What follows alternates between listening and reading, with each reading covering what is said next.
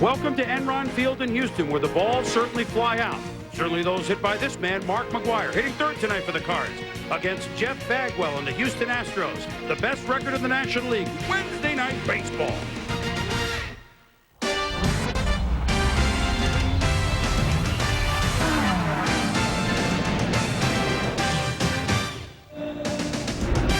A beautiful night with the roof off here at Enron Field. A beautiful night in Southwest Texas as the Houston Astros and the St. Louis Cardinals meet in the rubber game of this three-game set between the two teams with the best records in the National League. They happen to be in the same division, so the Astros lead the Cards by 4.5. But St. Louis has a pretty big three-game lead over San Francisco in the wild card race with just a week and a half to go in the season.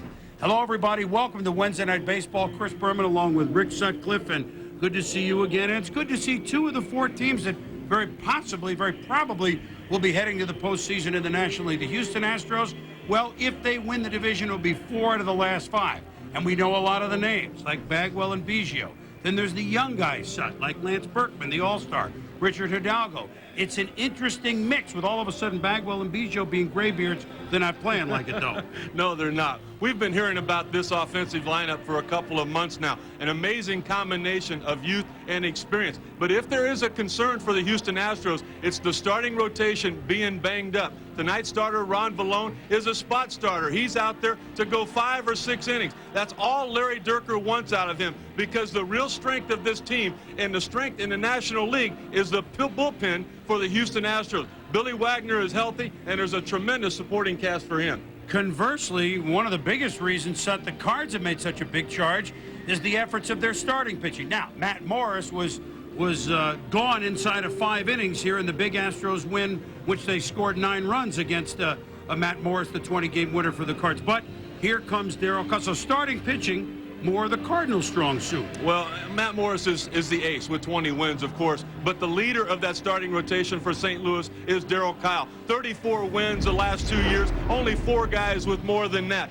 But it was back in late July when the St. Louis Cardinals were a 500 team. On August 1st, Darryl Kyle took the mound against the Atlanta Braves and Greg Maddux. He threw a shutout, and from that point on, they went 37-17. That was the best record in the National League. It got him into contention. It got him into a terrific position to win the wild card, but they need a couple of more good starts from Darryl Kyle before this season's over. That was a game you and I did, and he was just masterful. And you know who knows that full well?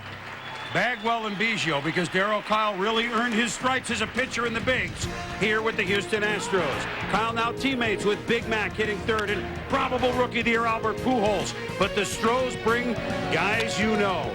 Biggio, Bagwell, the rubber game of a 3-game set between the two leaders. Much in Houston, you saw the towel waving in Philadelphia. Of course, the Phillies will have to go on the road starting this weekend. We'll see what they can do on the road.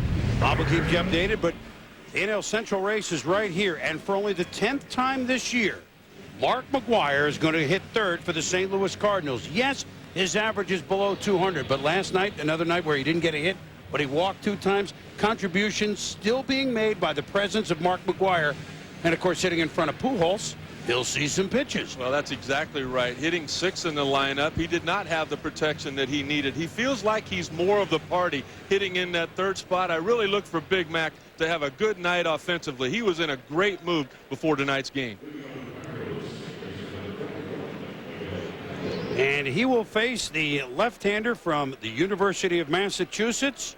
Came over from Colorado toward the end of June in a trade for Jay Powell, the sometime starter, and this will probably be his last start before he goes back into the bullpen, Big Ron Villone. It's one of those trades that worked out well for both clubs. Powell having a good year for Colorado, but it was the versatility that Houston needed. This is the 5th start of the year, spot start for Villone. He picked up Pedro Estacio earlier in the year. Tonight he's out there for Roy Oswalt. And we begin tonight with a little bit of a change. Well, of course, a change in the Cardinal lineup is not unprecedented. I mean, it's odd when Tony trots the same lineup out there night after night. But Miguel Cairo playing for Fernando Dina dinged a little bit. And the Cards see whoever gets a night off tonight, then they have an off day tomorrow. So it's really a 2-day rest. maybe even more than a ding, though, for Fernando Villone. He's going to have an MRI and an X-ray tomorrow in St. Louis. Talking to him before the game, he's a guy that has tremendous mental toughness. He can play through a lot of things that other players cannot. He could not grip the bat last night. There's concern there might be a fracture in that hand. A big loss at this stage of the season, certainly for any contending team. Cairo to right field. It's a long run for Orlando Merced, and so long that it pops out of his glove, and Cairo is aboard at second base. He got there in time and then maybe lost it in the twilight. It's hard to say. But Merced getting it's a rare start for the Astros, who do use a set lineup. But Alua's out for the second straight night and overran it maybe. Well, you could see right there before he got to the ball, he took a look at Craig Biggio. There's no reason to look for him. That is Merced's play all of the way. That's the second night in a row that they've had a defensive lapse in right field. Normally, Moises Alou is out there playing solid defense, but last night a ball got by Lance Berkman, allowed a couple of runs to score, and now the leadoff hitter of this ball game in scoring position.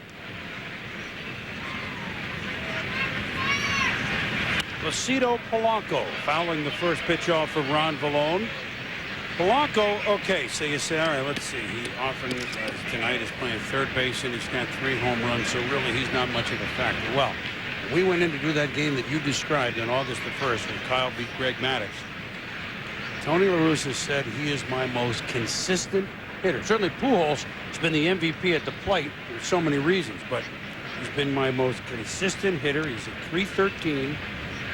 Not to mention that he, along with Pujols, along with Paquette, play like 3 or 4 different positions, but haven't let it affect their batting, which is very hard to do. He's been so good at advancing runners in situations like this all year. And Larry Dierker showing some early respect for Darryl Kyle on the mound. He's got Jeff Bagwell in on the grass at first base. A ground ball from Polanco to Bagwell. He's going to go to third to try to get Cairo.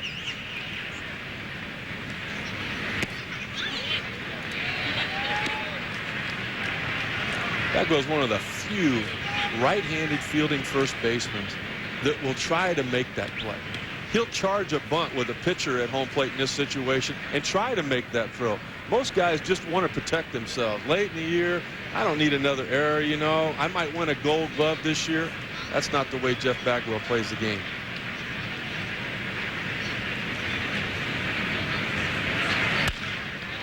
And this will be out of play. Astros set up. We showed you a new right fielder, at least for tonight, in Orlando Merced, and a kind of back and forth at shortstop, but everything else are names that you would expect. So yeah, it's all about Brad Ausmus defensively, though, for Houston this year. To a man, their pitching staff gives him a lot of credit. Their ERA as a team last year, 5.5. This year, 4.30. And in that pitching staff, Ausmus has had to catch 6 rookie starting pitchers. 14 different starting pitchers. To center field, Richard Hidalgo is there. Cairo bluffs, strong arm, and there is 1 out. And Mark McGwire steps up. Little things really unnoticed in a game of baseball, but they talk about tools. And Richard Hidalgo having a strong throwing arm is what kept Miguel Cairo at second base. A guy in center field that does not have that arm strength, Cairo would have taken a chance and tried to get to third with just 1 out. Of course, Mark McGwire can hit him out of Yellowstone Park. We all know that, but here's where you think that the fact that this is a hitting park is overrated. But if you're going to pull it to left, as McGwire is wont to do, he can really excuse me on this swing. The wall is 315 down the line. It's a 19-foot wall. Now, once you get to straightaway left field there, you see that? Now you got to hit it up and over the yellow line, which is more than 20 feet tall, to the right of that. So you used to be able to hit it almost to center field. And we go back out there as a strike to McGwire. You go to the right of where the scoreboard ends, and now you had to hit it up and over. It used to be just the 8 feet, right above 362. That line used to be right there. Anything over that was a home run. But now you can see what they've done. I think they got tired of this being called 10-run field. Well, with McGwire, I don't think that line's going to affect him anyway if he gets a hold of one, but Villone is ahead 0-2. Up top. Of course, this is only the second year at Enron Field. McGwire's played 5, did 3 homers. It's been that way all year for Big Mac. If he touches it, you're in trouble. He just hasn't touched it enough, that being the baseball.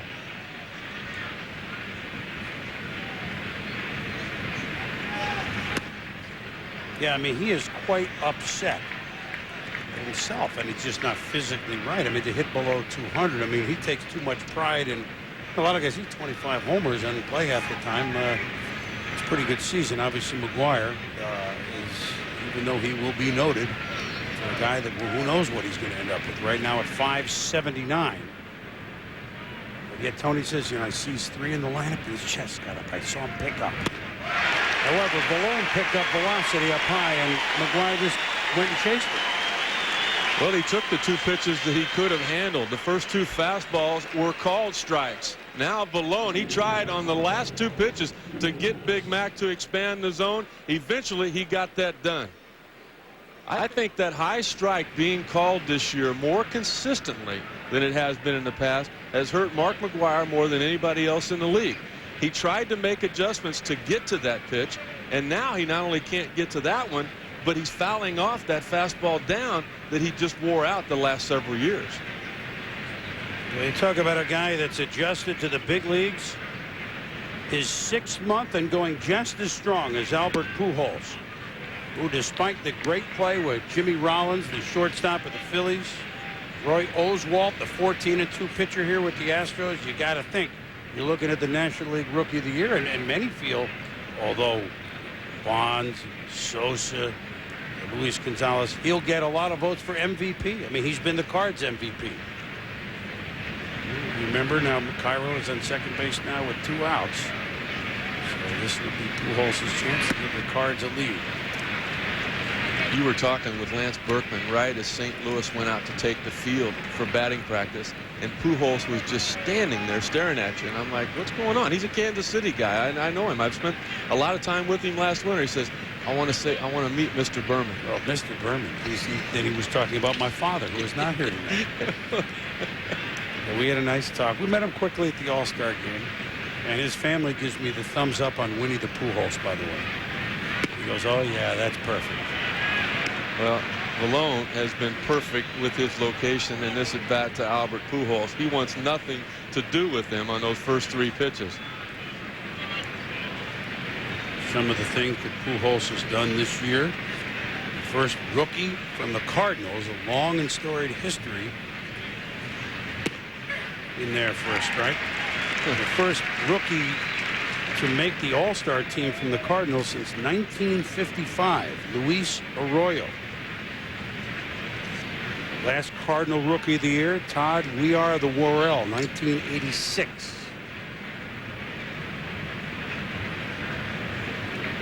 The first rookie to homer in the home opener since Wally Moon, 1954.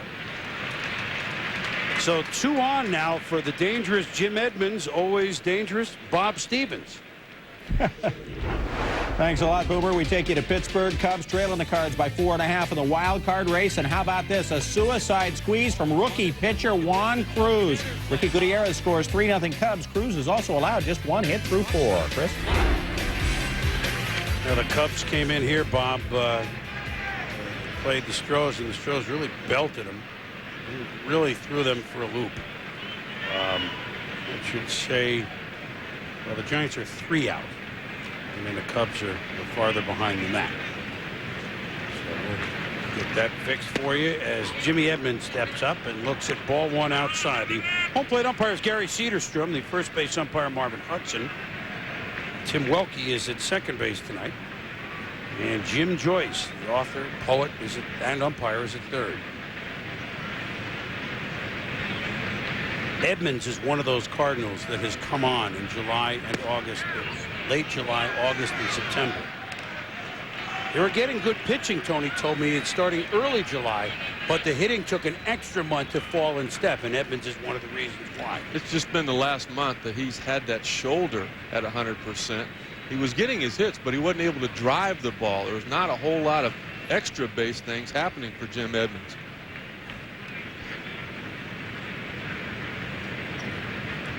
Average up to 290 now. That's high and tight. He's over 100 RBIs, 101 ribbies. You know, with Big Mac hurt, really for the second year. Remember the job Will Clark did last year. You know, with a lot of folks early in the year were saying, boy, Tony La Russa, what's going on with St. Louis? Guess what? You know what's going on with St. Louis? They'll probably make the postseason once again, and they come in flying. Congratulations to Tony La Russa for his 500th regular season win with the Cardinals last night. He won 522 games with the White Sox. He won 798 games with the Athletics. Only the second man in Major League history since 1900 to win 500 games with 3 teams. That other guy, your good buddy, Leo DeRosa. Leo DeRosa. Leo the Lip. Well, the thing you do when you intentionally, or basically unintentionally, intentionally walk Albert Pujols, as Ron Villone, you put yourself in a position to give up a lot of runs. You've got to come back and get Jim Edmonds out.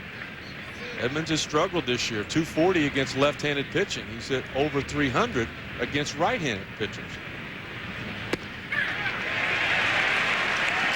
And now the count is full, and we see one of the scenes that we enjoy, a full count with runners on with 2 outs. He should get another strike to hit here. Craig Paquette on the on-deck circle has been the best hitter for St. Louis this year with runners in scoring position.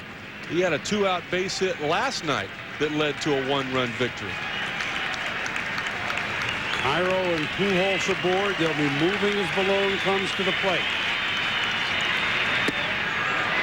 And they'll be moving to the next base, as now the bases are loaded for, and I don't want to call him a utility man because he's been much more than that, Craig Paquette. Drove in the winning run last night, the 8th inning after a walk to Mark McGwire. Now Paquette comes up. And here's a guy that has started 25 games in left, 15 at third, 13 at first, 19 in right, 1 at second. Make that 20 in right. But I mean, you talk about, I mean, that's more than utility when you start, not play, when you start all these positions. He loves that first pitch fastball. He drills it to center field. Hidalgo is way back and makes the catch. You called it. Paquette drilled it. Hidalgo got a big jump and caught it about 390 feet away from the plate. Villone dodges it. Astros hope to rev that train up here tonight as they try to make it 2-3 against the St. Louis Cardinals. And here is the lineup with, of course, the familiar face of Craig Biggio in the leadoff, the all-star Lance Berkman in cleanup behind Jeff Bagwell. We showed you the difference in Merced in right field. And Jeff Bagwell just continues to be a hitting machine, son. One word comes to mind when I think of Bagwell. It's accountable. Players take a lot of pride in that. Larry Dierker knows that he can count on Jeff Bagwell every single ball game to go out and be in the lineup and produce. He's only missed 1 game all year. Bagwell, for 6 straight years now, has hit 30 home runs and driven in over 100 runs. And let's not forget, most of those years were in the pitcher-friendly Astrodome. Darryl Kyle, who you spoke about, still the 5th best ERA in the National League, even though his last few starts have not been as good as he would like. Well, he's accountable as well. He is one of only 3 pitchers to have gone at least 5 innings in every single start this year. Those other 3 pitchers, how about a guy named Roger Clemens, a guy named Randy Johnson, and John Lieber with the Cubs. That's pretty good company. Well, and everyone but 4, 27 of 31 starts, 6 or more innings. I mean, that is accountable. I like that word used about a pitcher. Here is Craig Biggio, who year after year, I mean, he and Bagwell, of course, are the image of these Astros, the Astros that have won Well, they hope to be 4 out of 5 National League Central crowns. Biggio still looks like a young kid, but he'll be 36 in December. 14th Major League season. He's really banged up right now. Yes, he is. His back's bothering him. That knee has been bothering him all year. Well, remember, folks should remember he missed the last 2 seasons, last 2 months of last season with a torn ACL, and you just don't play 162 games and not have it bother you. You're short. Edgar Renteria across to Mark McGwire, and there is 1 out. And here is the Cardinal defense, which you got to check every night because there's always changes. Well, it's not been as good overall as it was last year, and the reason for that is that there has been different people at a lot of different positions. Cidio Polanco, third base. I mean, he plays third base with the range of a shortstop. Craig Paquette out there. He has played in 5 positions for Tony La Russa this year. Albert Pujols has played 4 positions. But the one thing that all 3 of those guys have in common, along with their versatility, they hit on a daily basis. This is Julio Lugo, who splits time at short with the veteran Jose Vizcaino. Off the glove of Kyle and through to center field. First hit of the night, and it belongs to Lugo. As we get set for Jeff Bagwell, here's Bob Stevens. Thanks, Boomer. In that NL East race, Phillies trying to keep up with the Braves, trailing by 1. Bottom of the 5th, Travis Lee is smoking. His 19th homer of the year, his 3rd in the last 5 games. Randy Wolf's allowed just 1 hit in his first 5 innings, too. 7-0. Phillies lead the Reds. How about the homer that Travis Lee hit on Sunday? Huh? He's had the 3 biggest home runs, arguably, for the Phillies this year. Both of those home runs in that same direction to the opposite field. This is hit pretty well to the opposite field by Jeff Bagwell, but right there is Craig Paquette. So Bags is retired, and that'll bring up a guy that's really a lot of fun to watch play and a lot of fun to talk to, and Lance Berkman. You know, that ball right there is why I disagree with this being a Coors Field type hitting ballpark. This is a great lineup that hits in this ballpark, but you've got room to make mistakes. Just don't make a mistake and let them hit the ball down the left field line. It's huge to center field. It's big to left center. It's big to right center, and it's normal down the right field line. This is not a bad ballpark to pitch in. Jose Lima's not going to agree with me, but he's happy now. He's in Detroit. He's not here. He has a bigger park and not as good a team. Lance Berkman, Texas product all the way, grew up in Austin. Moved on to San Antonio. Played college ball at Rice. Unrecruited going into college. A little chunky. He's got a pretty good stroke, but no one's going to recruit him. Well, by the time he finished at Rice, he was a first-round pick in the majors by the Astros in '97. He tied you down for about 20 minutes tonight. What was that all about? We were just talking. I met him a little bit. He and Pujols at the All-Star game. He's a talkative type, but not about himself. He's all baseball. We're talking about switch hitting. A snap throw by Matheny, who can do that, but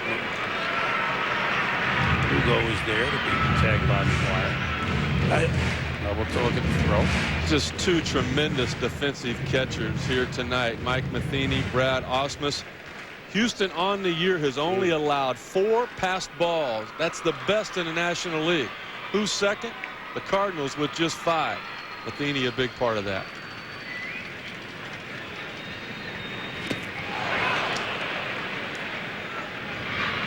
Well, with the runner over there, that's not going to matter. Berkman strikes out on the old slow bender from Darryl Kyle. Scoreless at the end of 1. Chris Berman, Rick Sutcliffe. Top of the 2nd inning at Enron. Scoreless between the Cardinals and Astros.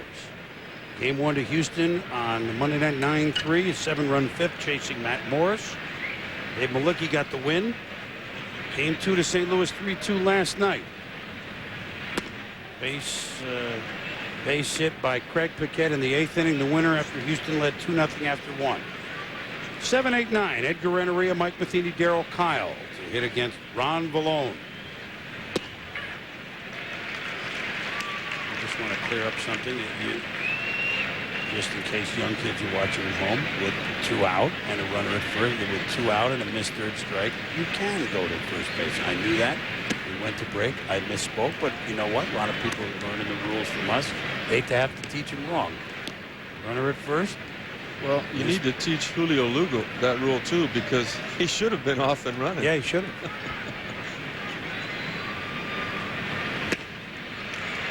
Really important here for Villone to go 1, 2, 3. Renneria just hitting 260 on the year. Matheny at 211. The pitcher after that. You go 1, 2, 3 now. You can lead off the top of the third with Miguel Cairo. Not a real good offensive player either. Make it easier on yourself. He does. He punches out Renneria. 2 strikeouts for Villone. Villone with 26 pitches in that first inning alone needs to pace himself. Larry Dierker just wants 5 or 6 innings out of him, but he's not going to get that throwing 26 pitches per inning.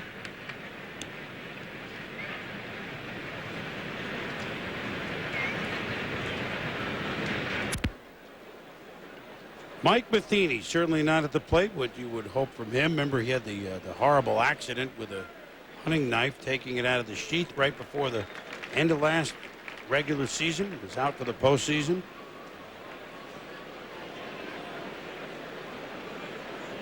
They call him General Schwarzkopf.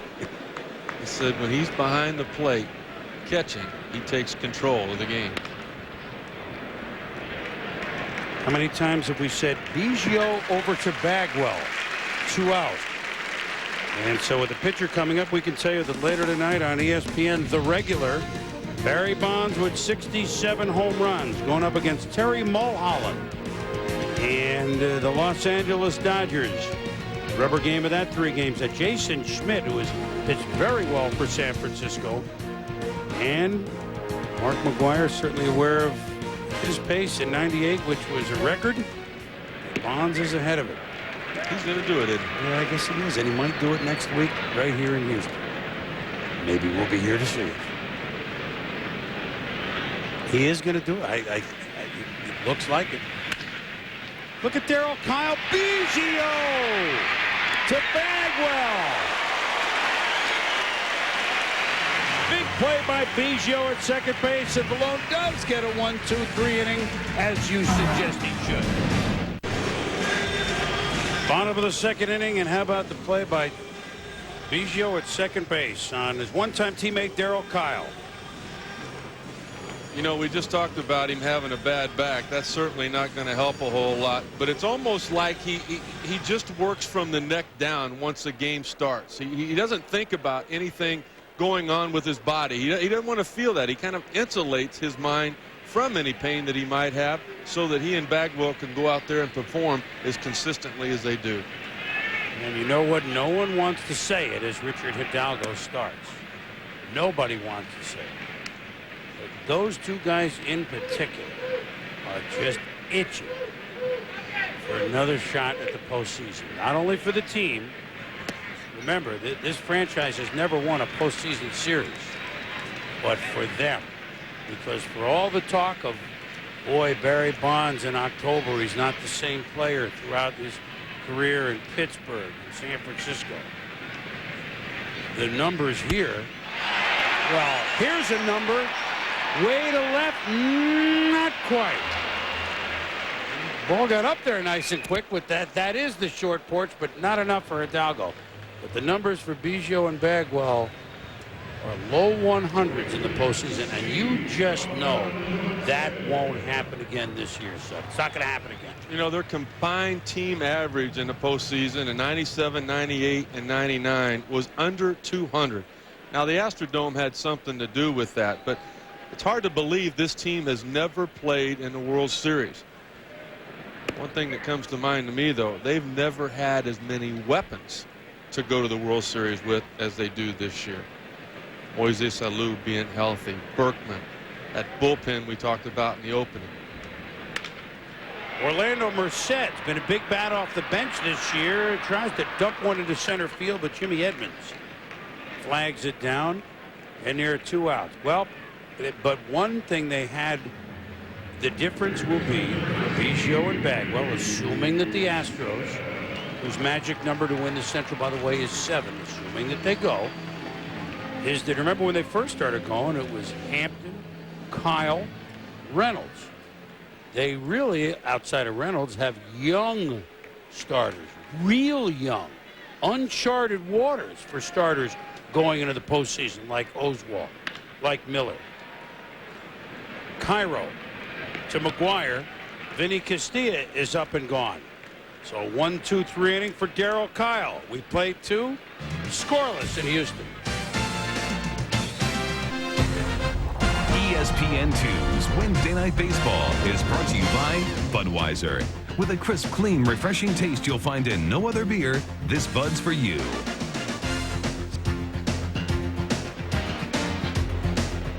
Perfect night for baseball here in Houston, and scoreless.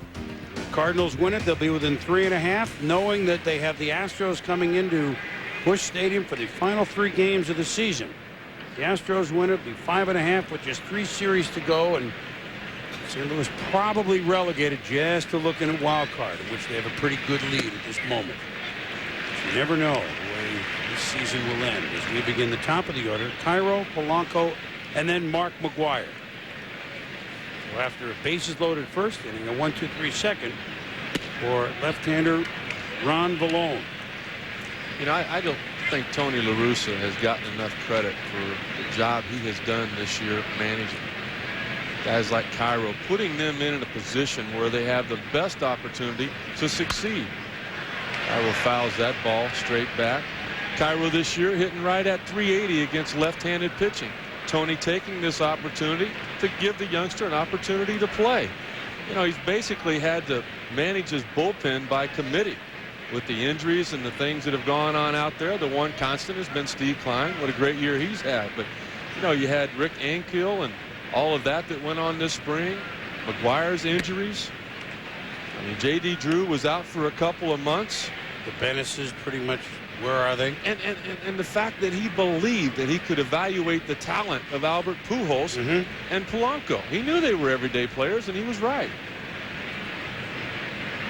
That may be the best part of all of everything that you just said, that he could evaluate in spring and see. Because nobody could have predicted what Pujols has done continuing to roll. I mean, just co-player of the week last week. We don't know when a guy's going to play an entire major league season. It's just different from playing an entire minor league season. You know, talking to Tony and Woody Williams before the game about Pujols, they said the 2 best tools that he possesses are his eyes and his ears. He listens and he watches as he is there. He'll be around a long time, Sud, if he keeps that up. Woody said if he'll struggle in and at bat against a certain pitch, he'll come back to the bench and he'll find a veteran. Anybody, might be a pitcher, and says, you know, what'd you see there? What can I do? I'm having trouble with this guy. I'm not able to hit his slider. How do you hit a slider? And he'll search and search until he finds that answer.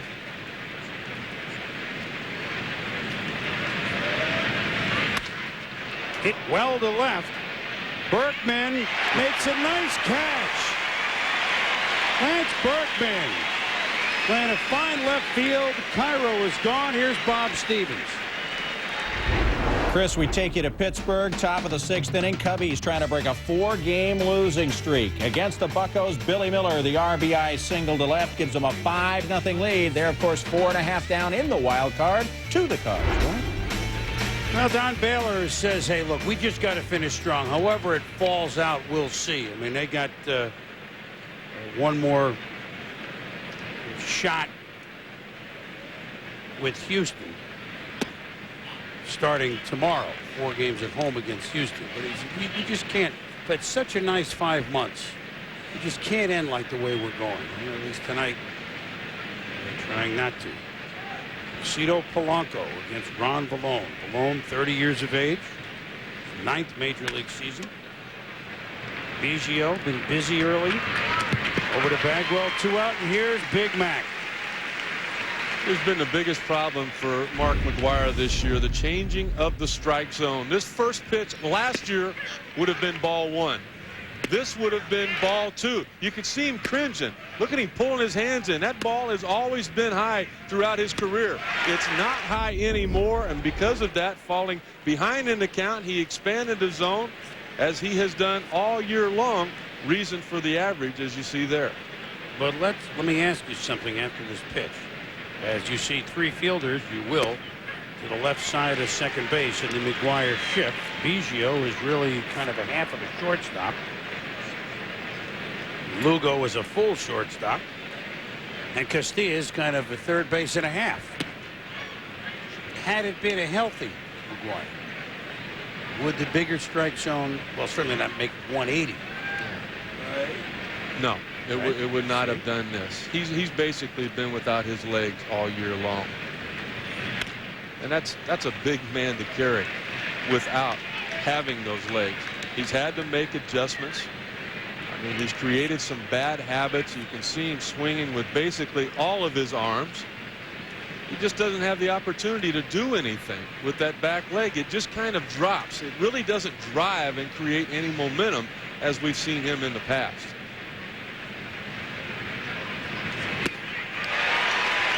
Villone has struck out McGwire twice tonight. Second 1-2-3 inning for Ron Villone. We head to the bottom of the third in a scoreless game in Houston.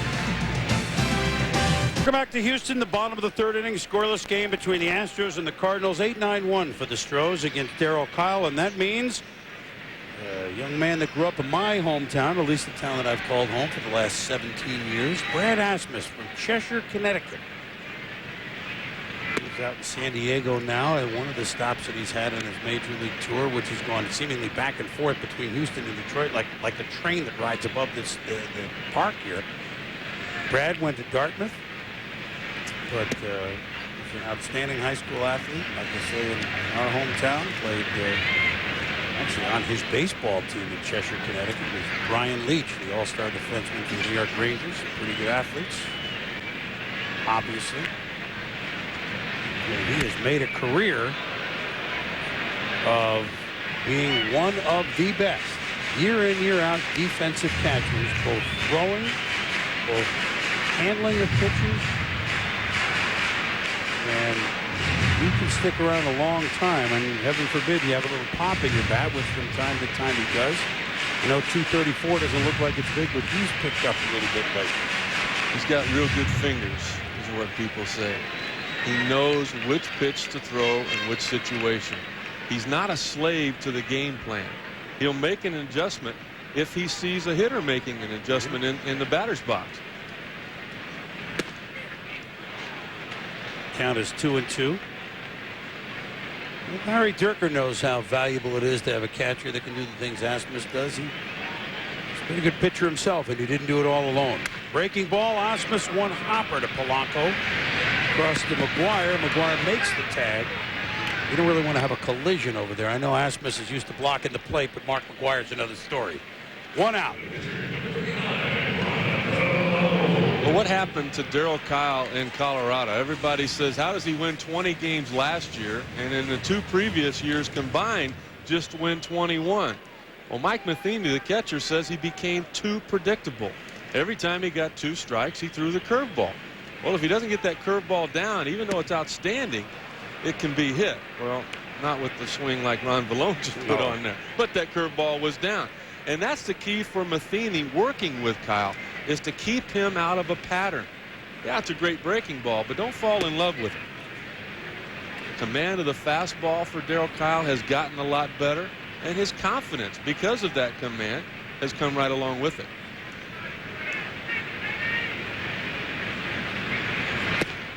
Villone waves at that, so he sits down on 3 pitches.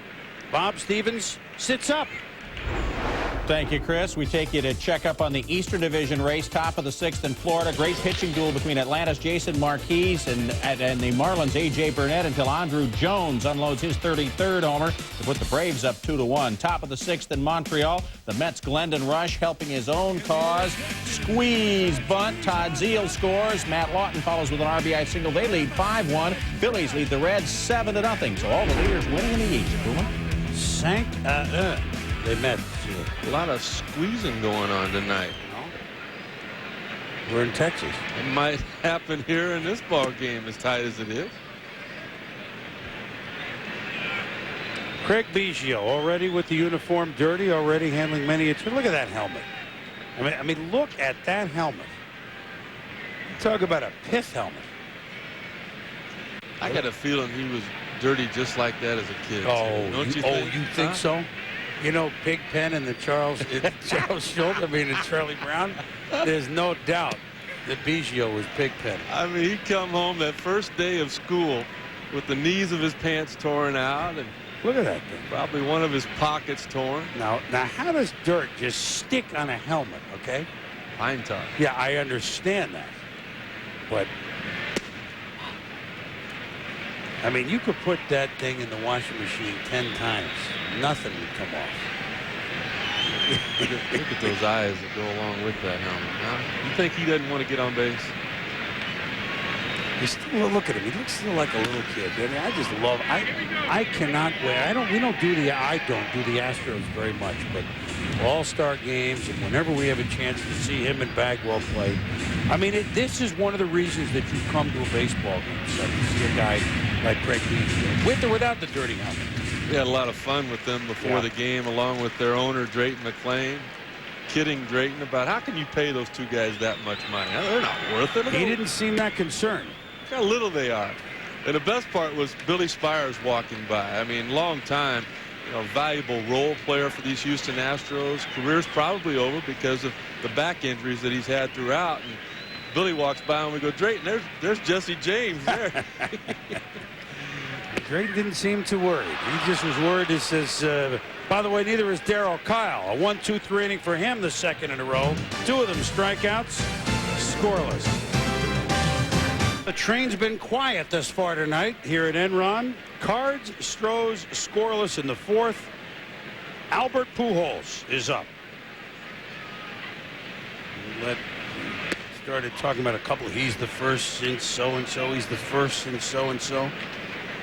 Broke the National League record for extra base hits by a rookie, which stood since 1929. Johnny Frederick of Brooklyn. You remember him. Broke the National League rookie record for RBIs, which was 119, which stood since 1930. Wally Berger of the Boston Braves. And I know these numbers these days are not a little different than they were 10, 20, 25 years ago. But when these records have stood for 70-plus years, I don't care who you are. You've had a hell of a season. And we're talking about a kid, and I say a kid, 21 years of age, that started last year in A ball. Not even the high A team. Right. The he went to middle two A A teams. But you know what Ron Villone said to all those stats I just read? Sit down. How about Villone coming back from? Now remember, even though the Cardinals had bases loaded in the first inning, he hadn't given up a hit yet. Well, another thing he hasn't done yet is shake off Brad Ausmus. And I don't want to harp on this till it's worn out, but Ausmus has been given a lot of credit for what happened with Dave Malicki. Malicki came over from Detroit in that Jose Lima deal, unsuccessful there, struggling. He's been outstanding.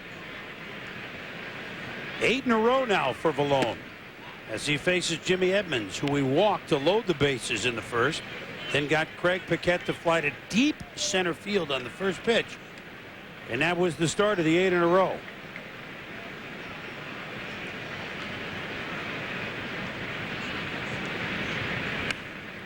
Trying to bunt his way on as Edmonds, but that won't work.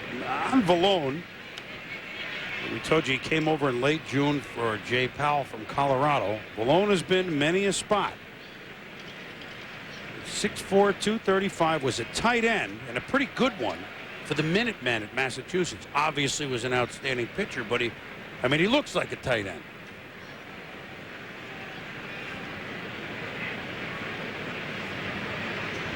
He's been a lot of places: Seattle, San Diego, Milwaukee, Cleveland, Cincinnati, Colorado, Houston. And I know his ERA, etc., up there. But I remember a game we did a couple of years ago, and Jack McKeon needed some help. Villone was on the Reds. He was in the bullpen. Go as far as you can. He did it. I'm going to ask you this question. as Edmonds plunks it inside the line. It'll rattle around in the corner, and Edmonds is in with a double. So that's the first hit tonight for the Cardinals, a double by Jimmy Edmonds. When you are starter, reliever, your numbers are going to suffer, aren't they? Sure. I mean, that's a total different head, isn't it? And you watch the replay first. Tough to keep your command. He fell behind there. He missed with a couple of breaking balls. He wanted to throw for a strike to Jim Edmonds. At that point, Edmonds knew a fastball was coming. He stayed within himself. And I really think this ballpark is built for a left-handed hitter, a guy like Jim Edmonds, because that's such a, it's almost like playing slow-pitch softball down that left field line. And as a left-handed hitter, you can let the ball get in on you and just kind of flip it over that fence. As a right-hander, you got to cheat a little bit to pull the ball like that, and from time to time you're going to pull off breaking pitches. Here is Craig Paquette. You pointed out so alertly, likes to swing at the first pitch. Villone made a note that he took it about 390 for an out and made that off the plate. Paquette went fishing anyway. And Brad Ausmus was almost sitting off the plate on that first pitch fastball. Go ahead and give it to him. You know it's what he's looking for, but don't give it to him in a position where he can do anything with it. You know, we took a survey a minute ago, and Paquette is a guy that could hit it right here. You saw Enron, and I know it's been open 2 years, and we'll show it to you after this next pitch, but if you have a dead pull hitter, and you hit a ball right down the line, it's very Fenway-esque here. I'm talking about a ground ball past third. The shortstop had better be alert. Well, this is ripped well, not right down the line, but sliding over is Berkman, but forget about any throw to the plate. Edmonds scores. Paquette delivers as he did last night. 1-0 Cards. That was hit hard. He's hit 2 hard balls off Villone tonight. Tony La Russa just can't keep him out of the lineup. He doesn't want to keep him out of the lineup. He's been so versatile and basically a manager's dream. He's a guy that for a lot of other teams would be playing every day with the numbers he's put up.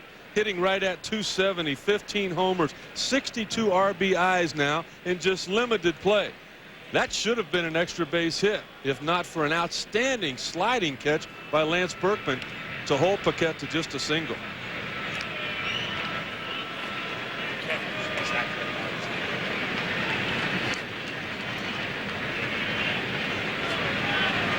Edgar Renteria, 6-game hitting streak, modest, but yet he's had an off first 3-4 months. Picking it up, as we told you. Struck out in the second inning against Villone. Really a good situation. See the look now. Here's what I just wanted to show.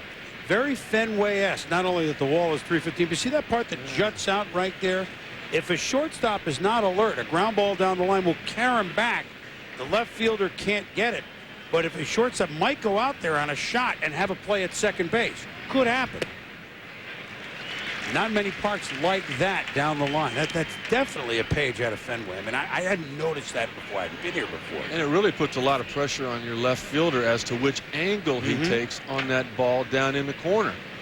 I would imagine as a team you would set it up where the left fielder just heads towards the corner deep, knowing that the shortstop, as you said, Boomer, will be there to cover that ball coming back towards the infield. And there's another interesting spot for the left fielder, because the ball can now rattle around below the yellow line and be in play, or just kind of stop there or carry him out. Meanwhile, Villone has Renteria fishing, and the count is 1-2.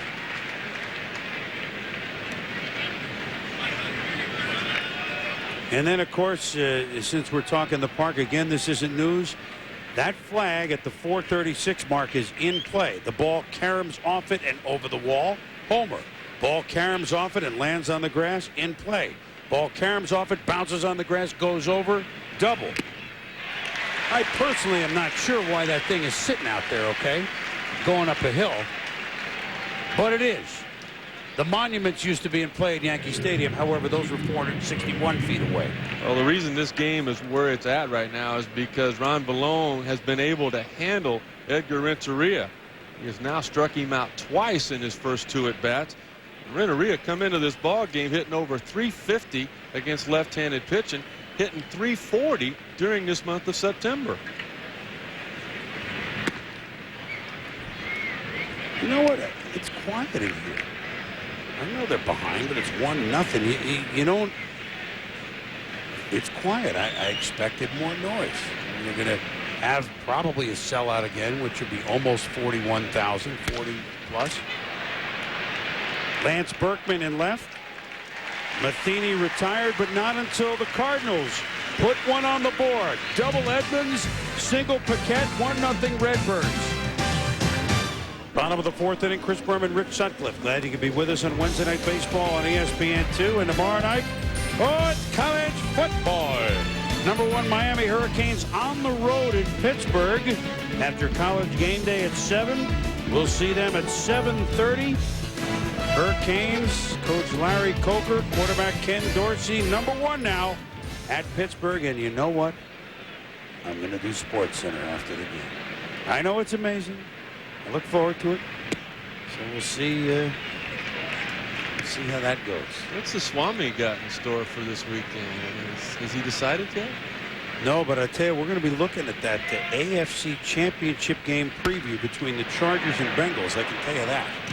2-0 Bengals at 2-0 Chargers. Now, who would have thought that?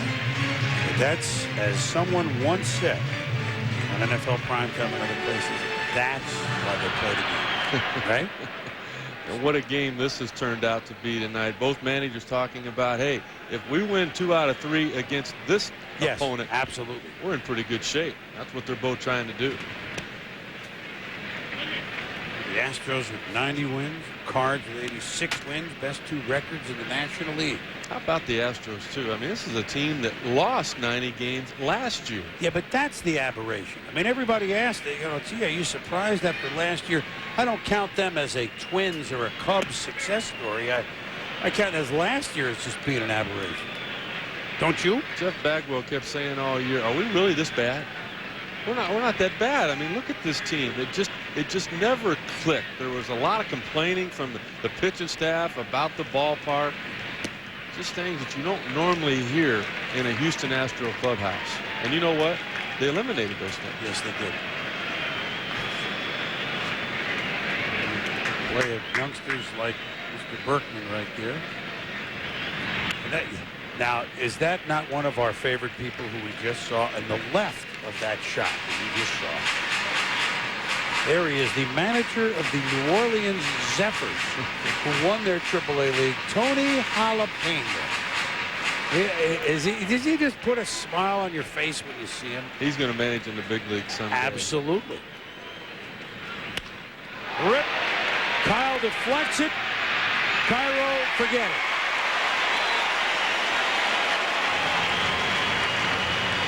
And that's a base hit, and that means 2 for 2 for Julio Lugo. Darryl Kyle signaling to Mike Matheny in the dugout that he's okay. It just hit me in the ribs. Thank goodness, Tony La Russa is saying right now, it did not hit Darryl Kyle in that right elbow. He has had problems with that elbow the last month. He's had to have a couple of cortisone shots to take the swelling out. Well, I mean, and everyone in the Cardinals saying, hey, wait a minute, remember this at Wrigley Field? That was before the start that we had against Maddox when he pitched 8 shutout innings. So toughness, no problem for Darryl Kyle. That was like a mosquito bite, that ball. The one tonight.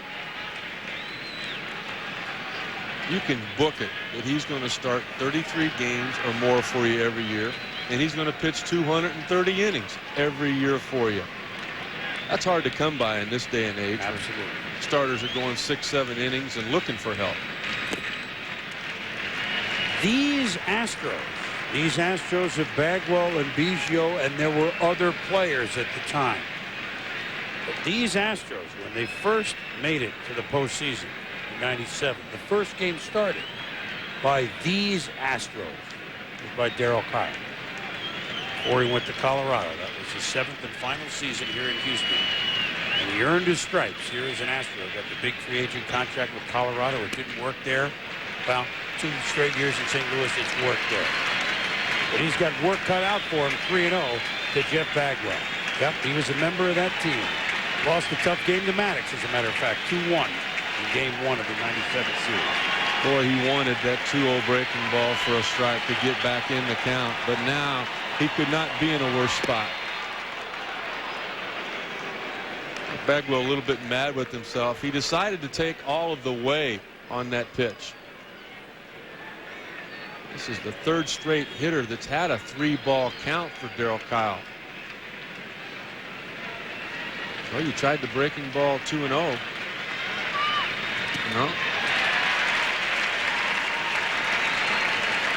So Bagwell on, Lugo to second, crowd in it, and Lance Berkman is up. You know, I think worth mentioning here, we've talked about a lot of offensive things Jeff Bagwell's done in his career. With 2 more walks, he'll become the first player in Major League history with 30 homers, 100 RBIs, 100 runs scored, and 100 base on balls. I wouldn't bet against him. No. I mean, we're talking Major League history here.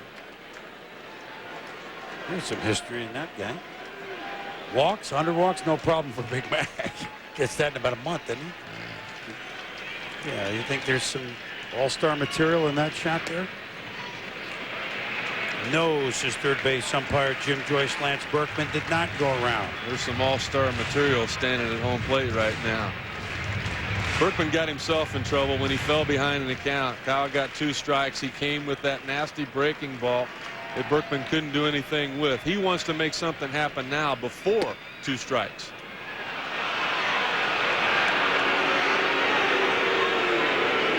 Berkman, switch hitter. One of the things we were talking about in those 15-20 minutes before, I said, boy, he said, you know, in this division, there's hardly any lefty starters. That's why I have so much more left-handed at bats. I mean, the split is not 420. This is 425th at bat versus 109 righty. He's hitting over 300 from both sides of the plate, 348 from the left side of the plate. You know what? The hitting instructor, and an outstanding one at that, Harry Spillman for the Houston Astros, says that Berkman actually has more power right-handed. There's a look at Harry. But he said he hits the ball harder left-handed. He just doesn't have the lift from the left side that he does right-handed.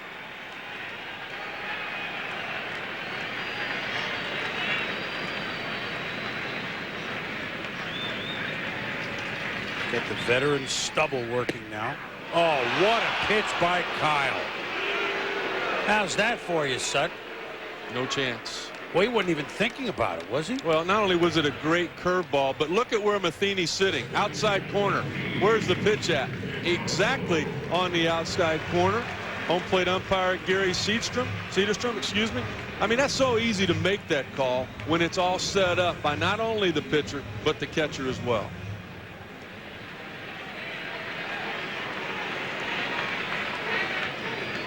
Darryl Gomer Kyle goes back to work on Richard Hidalgo.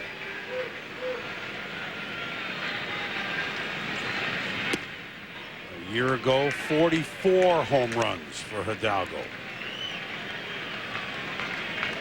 Look at Kyle going to his eyes right here, telling catcher Mike Matheny, I'm having a little bit of trouble seeing.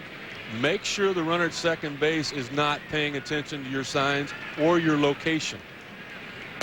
And why does Kyle know that? Well, he played for these Astros. Right. He knows a lot of these guys. And if you're going to set up too soon or you're going to keep the same sequence with a man on second, they'll pick that up and they'll pass that on to the hitter. In a ball game like this, Darryl Kyle knows that he cannot give Houston any kind of an advantage at all. Lugo at second, Bagwell at first. It just misses. This is a big difference in Darryl Kyle right here than the one that pitched for the Astros before, pitched in Colorado. He has developed a lot of confidence in that two-seam fastball. He and Dave Duncan talked about it a lot. It's kind of a surrender pitch. You get a little late downward movement, you get a ground ball, you can possibly throw one pitch and get 2 outs. Really cut down the workload. 2-2. There it is right there. When I say surrender, I don't mean that he's giving up the at bat. He's saying, you know, go ahead and get a hit. He's saying, I don't want to throw another pitch. If you put this ball in play, it's going to be on the ground, and I hope that somebody behind me can make a play.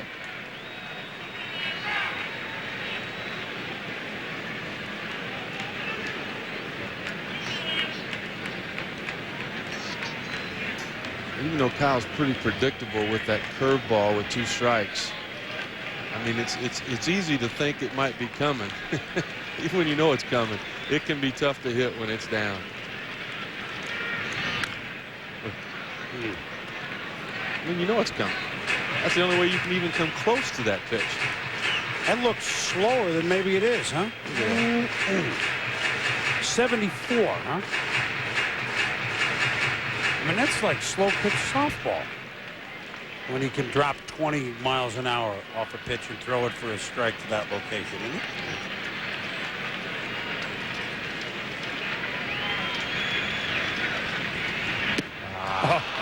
Oh, man.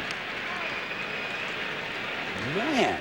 Just a little different look. I would say the elbow's okay. Watch him drop down. Just a little different angle, a little better location. That's all it means when you get 2 strikes. For those young pitchers out there, don't try to throw a harder curveball or a better fastball. Just put it in a better location, as Darryl Kyle was able to do. 5 strikeouts for Kyle. So with 2 on and none outs, now become 2 on with 2 out for Orlando. I am Merced. Say they keep putting 74 up there. I'm thinking it's like 52. Okay.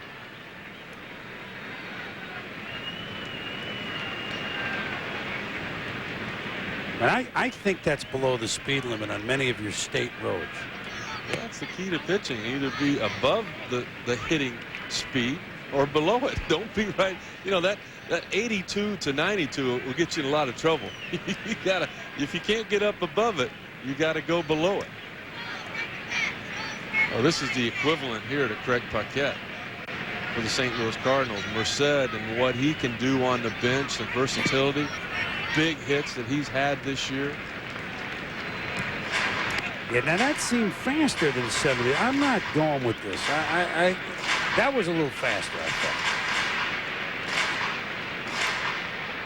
Whatever it is, they'll pass you if you drive that on the interstate, won't they? Certainly out here they will.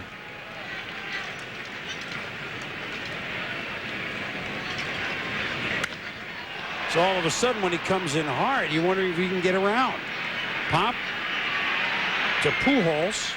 Merced is gone, and with 2 on and none out, Kyle just says, you guys just wait right there. Through 4, 1-0 Cards. Much Darryl Kyle. Well, there's the Eastern standings. They were the Braves, of course, if they win it with that lead, would go back to 1 game up. Don't forget the Braves still have 3 games versus those New York Mets who are playing so well. And 3 games versus the Philadelphia Phillies next week. Phillies' final home game is tomorrow. Then their last 3 series is on the road.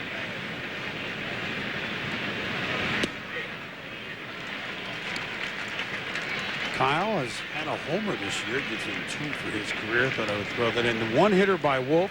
Pepperdine Pete Pasquarelli passes along. So that 5 times fast. Raul Gonzalez in his first major league at bat gets the only hit off Randy Wolf. First major league hit, now we're told. It doesn't matter. One of his first major league at bats. It's an unlikely guy to break up or to get the only hit off Randy Wolf. At any rate, the whole key to beating these non-contending clubs late in the year is to get an early lead. You get, you know, some of those teams down 2, even 3 runs the first 3 innings. It becomes real easy to finish them off. But don't keep it close for 5 innings, because if it's 0-0 or even 1-0 after 5 innings, they start getting the feel, you know what, we can win this ball game. I like the body language I've seen by the Marlins in most of their games, knowing that they've been playing Philly and they've been playing Atlanta, and they can have something to do with the race. I respect the team that especially gets up for the teams that are, you know, play spoiler and really play spoiler. I really respect that. But you're right. You get down and we're going to play spoiler, but we'll try it tomorrow night. It has everything to do with that manager, too, and what Tony Perez is doing in Florida. You know, they're a scary team. I agree with you. And I tell you who else is scary are the San Diego Padres. Oh, well, we talked about that. I mean, we said a month ago they would settle that race in the West. I mean, they've beaten up on Arizona. They've beaten up. They got the Giants this weekend. They made the Giants sweat winning 2 out of 3 this weekend. They certainly humbled the Dodgers. you keep it close against the Padres, and Bruce Bochy, along with Trevor Hoffman, will find a way to win that ball game. Congratulations to Trevor Hoffman. First guy in Major League history, 40 saves in the last 4 consecutive years. Now back by Miguel Cairo. How about Ricky Henderson? 1 run away from Ty Cobb and 5 hits away from 3,000. He's going to get it, isn't he? He's going to get both. That's going to be an amazing weekend in San Diego to finish the season out. Obviously, Tony Gwynn's retirement. I don't think Ricky Henderson will play again. Not if he gets those numbers. I mean, he's going to score another run or 2. I mean, runs scored, there it is. He's 1 run shy of Ty Cobb, having passed Babe Ruth and Hank Aaron. I mean, Cobb, Ruth, and Aaron. I mean, nobody belongs in that group, do they? Well, definitely Ricky Henderson has, and it's just amazing to have somebody in that company playing still today. Cairo, a little excuse me, base hit to center field. But Hidalgo will log in. Just one more thought on Ricky. Now, if he retires, now how will Ripken, Gwynn, and Henderson, first ballots all? Pretty packed Cooperstown if Ricky does hang him up. It'll be a big weekend there, won't it? Absolutely. We were told that Ricky is not in the lineup tonight against Colorado, but he might be. Pinch run at any time to score a run, that's for sure. Meanwhile, Cairo is aboard. The Cardinals lead at 1-0 here in the 5th inning, and here is Placido Polanco 0 for 2. Fly out to center, ground ball to second.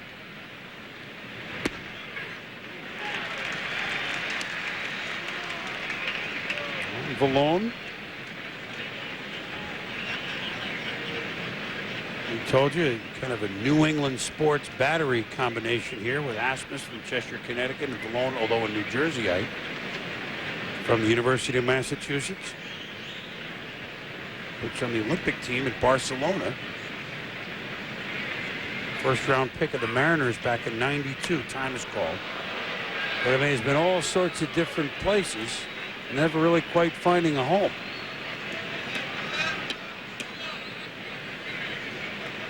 Gary Cederson calling time right there when he saw Polanco's right hand come off the bat to ask for time. Ron Villone doing the right thing and just continuing to throw the baseball regardless of where it goes. You see the umpire throw up his arms, nothing's going to happen.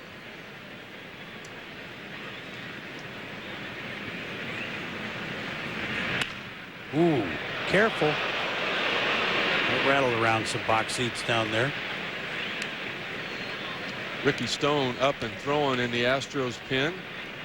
Ron Villone had 65 pitches coming into this inning. The biggest thing Larry Dierker does not want to do tonight is hurt Ron Villone. That bullpen is weak because Villone's not down there to accompany Billy Wagner from the left side. Not as strong as it will be in the postseason when Villone heads back that way. Ooh. I think they might have got him. Kind of a Obviously, cat and mouse. that was, yep. Polanco dive into that outside corner. He wants to take advantage of that hole created with Jeff Bagwell holding the runner on. You can see him. He's got complete plate coverage and then some on the outer half. Asmus or Villone, either one picking that up, making that adjustment.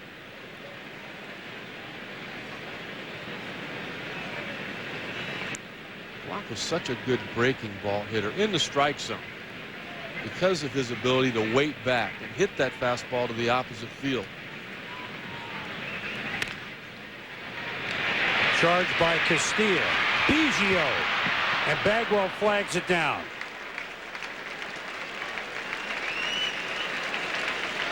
They knew they had to hustle it. How about Biggio hanging in there, knowing that Miguel Cairo is going to be all over him? He still got the throw off, and then his buddy at first base, Bagwell, picks him up, comes off the bag, keeping this from being in there. Look at him hanging in there. He ain't going anywhere. He's going to get rid of the throw. It was a difficult throw to handle from Vinny Castilla. And Bagwell smartly coming off that bag, keeping the ball there, and keeping Polanco at first base. So here's Mark McGwire, who has struck out twice tonight against Ron Villone. Maybe not this time. way back to left. Forget about it.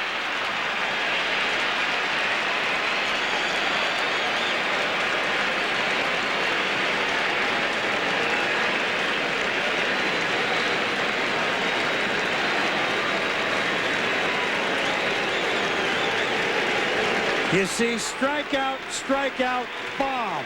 Mark McGwire. Home run number 580. Home run number 26 on the year. And the Cardinals have a 3-0 lead. Short porch, no porch. Well, we mentioned it earlier. We thought McGwire might have a big night tonight because of the smile on his face by Tony La Russa, putting him back at home in that number 3 spot. You've got to produce hitting third. I mean, that's where Ted Williams hit. That's where Griffey Jr. hits. That's where George Brett hit.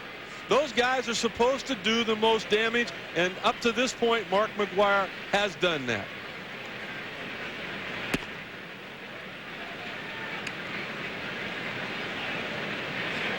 Is that a rainmaker or what? That almost knocked the train off the tracks. The train was lucky it was in left center and not more so straight away to left field. Went right in the coal car. And just in case you're scoring at home, you talk about an impressive list. Well, there it is, 6 behind Frank Robinson for 4th.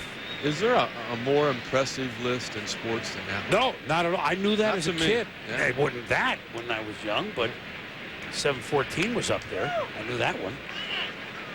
But there it is, 580. Hello.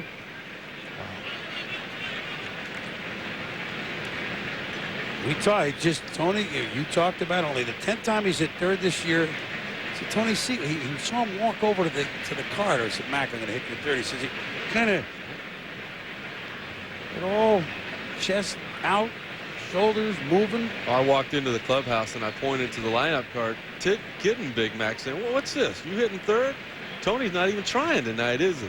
Well, he got that smile, you know, and that looked like, okay, I'm going to kill you. It's listed as 418 feet, but I think it went 418 feet up. You can't imagine what's going on. He's been so embarrassed with this year and not doing more to help this ball club. But you see, here he is hitting 180 or whatever it is now with that homer. And yet the X factor is a 2-run bomb that is at no contendere. Mark McGwire. Goodbye. A 2-run shot has given the Cards a 3-0 lead behind Darryl Kyle. Bottom of the 5th. And the Astros have their work cut out for them there. I know Matt Morris is the all-star and the 20-game winner for the Cards, but give me Darryl Kyle on the mound with a 3-run lead. And I'll take my chances, although as soon as we say that, Vinny Castilla, talk about a pickup this year. Vinny Castilla in Tampa, kind of like another guy. I mean, he wasn't Vinny Castilla. He was somebody else. He was your cousin Vinny. And he comes over here and just starts ripping. Really the bargain of the year in baseball. They just paid a little over $100,000 to bring over 22 homers and what will be well over 80 RBIs before this season ended. They were struggling at that third base position. Young Chris Truby was just not getting it done offensively. They think he might be the third baseman of the future, but was not ready to hit at the big league level.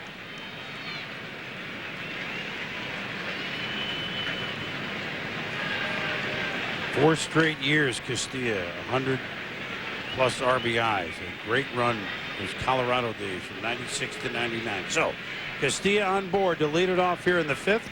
See if the bottom of the order can do something against Darryl Kyle. When the Astros won Game 1, 9-3, 6-7-8. Castilla, Hidalgo, Asmus went 7 for 11 on Monday night. And into the on-deck circle to bat for Villone will be Jose Vizcaíno. All Larry Dierker wanted out of the starter tonight, Ron Villone, was 5 solid innings. Well, he got 4 2/3. And then Big Mac put a 2-spot up. You know, 3 runs, 5 innings, not horrible. I mean, it just seems that way when your team has No runs, and McGwire just took you deep. You'll look in the box score 7 Ks. for a lot of other games tomorrow, and that would be good enough to win the ball game. But when you're facing a guy like Darryl Kyle this time of the year, 3 runs is a lot for him to work with. Nelson Cruz, you saw throwing for the Astros, so we'll see him. One thing I love to watch with these 2 catchers tonight is they're both right there at home plate. Breaking balls like that in the dirt. I mean, it's almost a joke. It's like you're offending Mike Matheny thinking you can get the ball by him.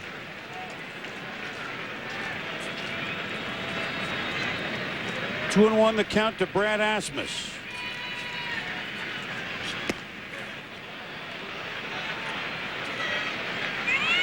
And I kind of flash back to my old career being a pitcher, knowing how important that is. There's nobody out and you got a man on first. If he gets into scoring position, you don't need a hit to score that run. Ground ball to second, fly ball to left field.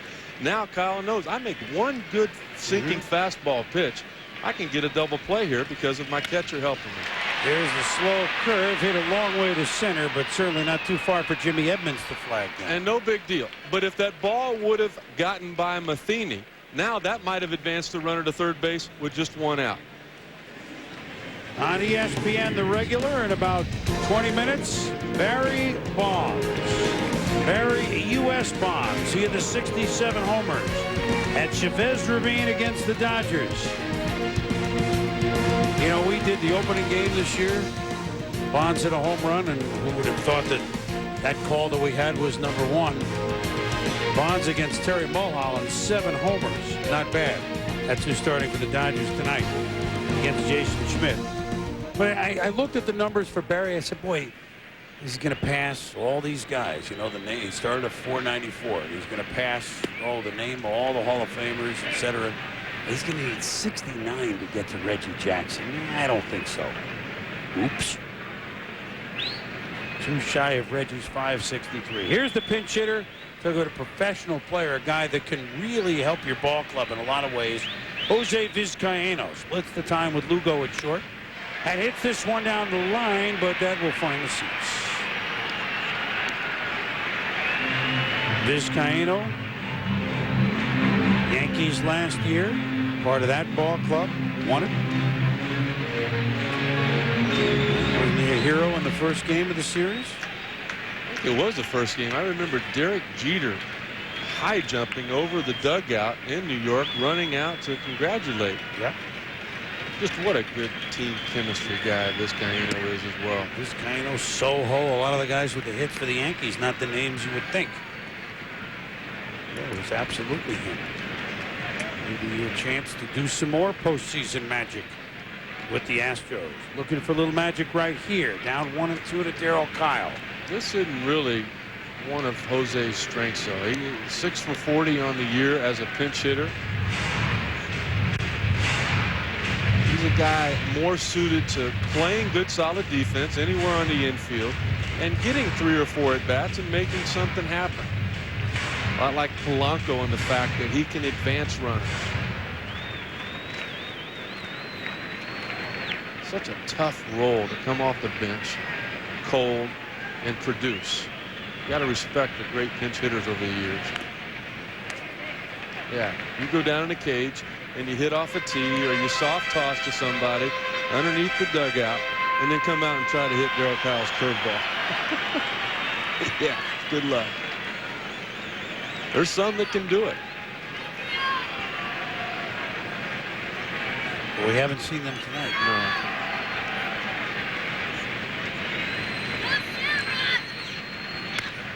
Vizcaíno staying alive. And the guy that hit the ball hard really is the shortstop, Lugo. Some sharp base hits. Well, we know that pitching wins championships. Even the great lineups, as these Houston Astros are, they've already scored over 800 runs this year. But they can be shut down with good pitching. Woody Williams proved that last night, the Cardinal victory. Up to this point, Darryl Kyle has done it. Vizcaíno looking for another pitch. Didn't get it. Strikeout. Number 6, Bob Stevens. Chris, the Braves are winning. The Phillies have already won. The Mets in Montreal, bottom of the 8th.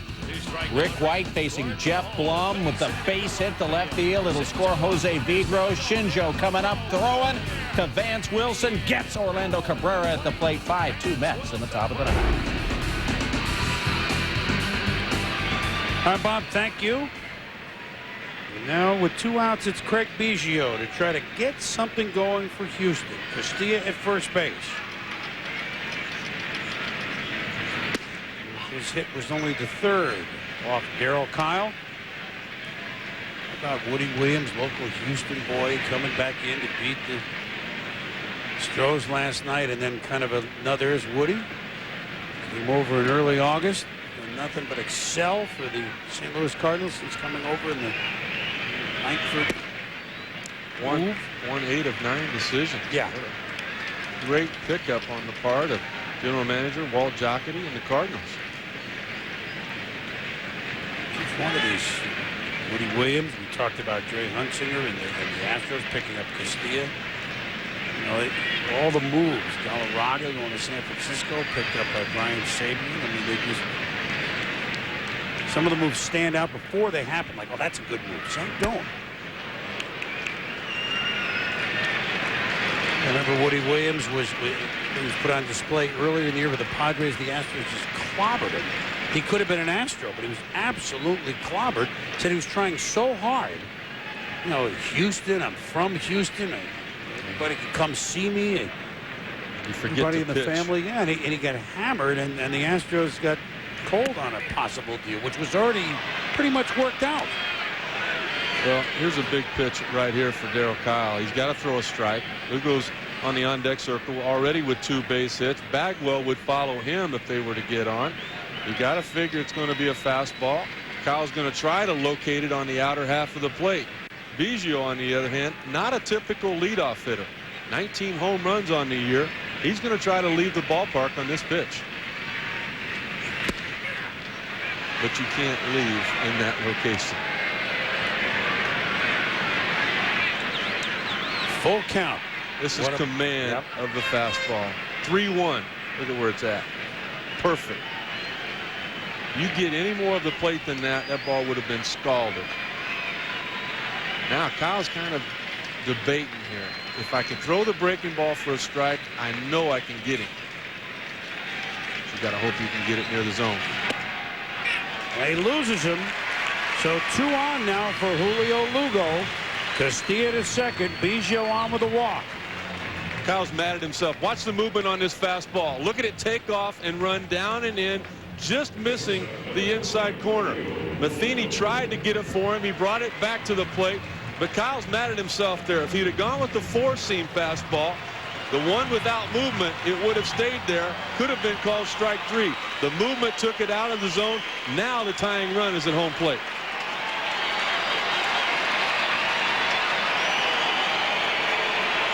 Crowd getting in it. Castilla hoping he can touch the dish. Maybe Biggio as well. There's that tantalizing curveball to Julio Lugo, strike 1.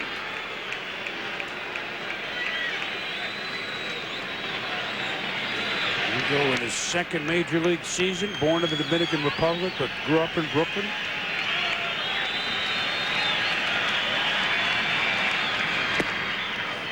Just misses outside, 1-1.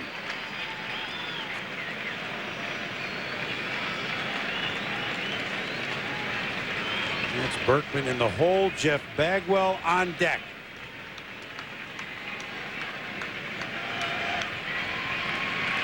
Growing beard and an established beard. Oh.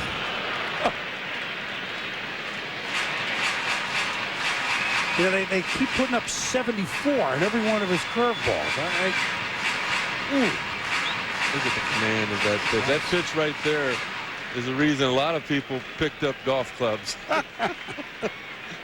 This is not fun anymore. Trying to hit that breaking ball. Here comes the 80th pitch of the night for Darryl Kyle. Even though the Astros have yet to score, they have worked and made Kyle work for every out. And that's that different curve. The different breaking ball, the drop down. Is this fair? I really don't think it's fair. 3-0 Cards. ESPN2's Wednesday Night Baseball is brought to you by Tide. It's gotta be Tide.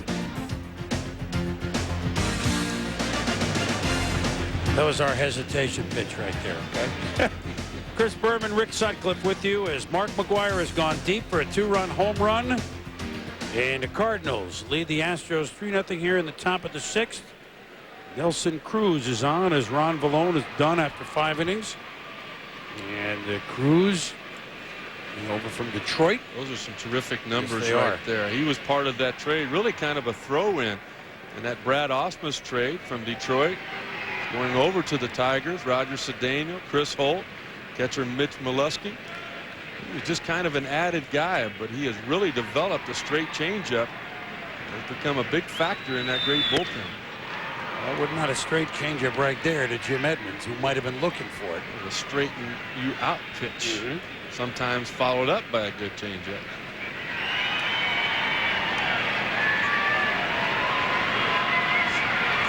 Edmonds is 1 for 1 with a walk tonight.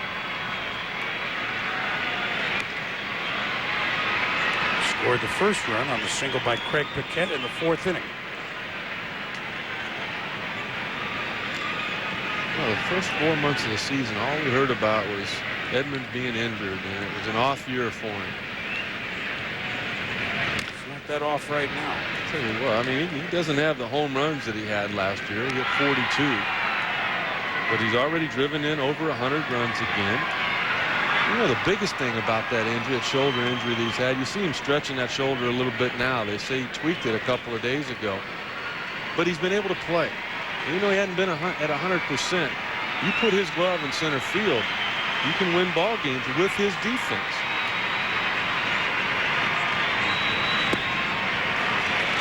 There's more of what you're talking about. That's a good changeup. I would imagine Ausmus had a lot to do with that first pitch fastball. You know, get their attention. Don't let him sit on any one thing. Knock him off the plate, make both of his feet move. And it just sets up the outer half of the plate if that's where you decide to go to. 29 years of age. He looks like about 16 out there, doesn't he? Is it them or is it us? Well, certainly part us. That's a good question. We're doing our part.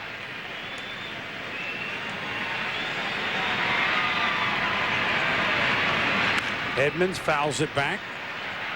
That shows you how much confidence that he has in that pitch. First hitter here in the top of the 6th inning, and you throw that pitch 3-2. You can't worry about a hitter's weakness with the count 3-2 to a leadoff guy of an inning. You got to go with your strength. And right now, the strength for Nelson Cruz is that changeup.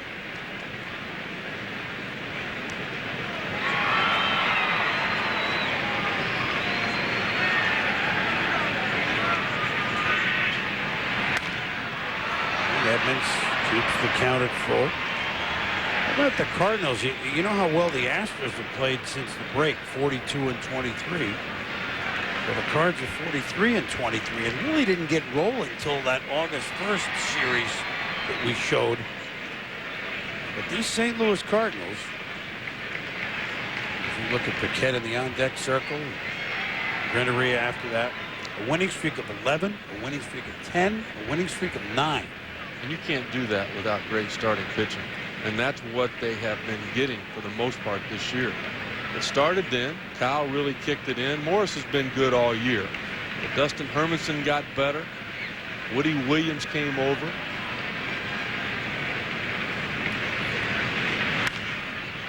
Well, let me just, a winning streak of 11, a winning streak of 10, and a winning streak of 9, which ended Sunday. If they had won that 10th game, they would have had 3 double-digit winning streaks. The last team to do that, 1954, Milwaukee Braves.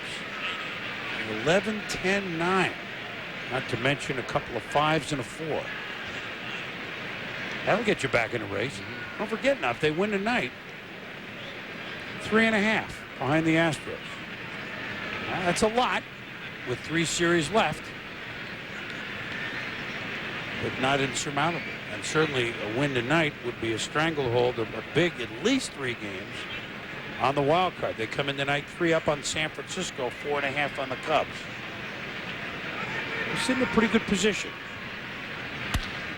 Edmonds rips it. 1 hops off Biggio's glove, and Jimmy is aboard for the 3rd time tonight. Walk, double, single.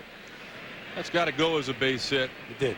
Biggio did everything he could to get in front of it, but it was hooking away from him. But at that point, look at him up there in the part of your screen. Now he's off and moving. He wanted to get in front of it. He dropped to a knee, but when the ball kicked up on him, all he had left was his glove. And we know that those middle infielders use the smaller glove, and it's just real difficult to make that play. Another bruise for Craig Biggio. That ball hitting him on that left wrist.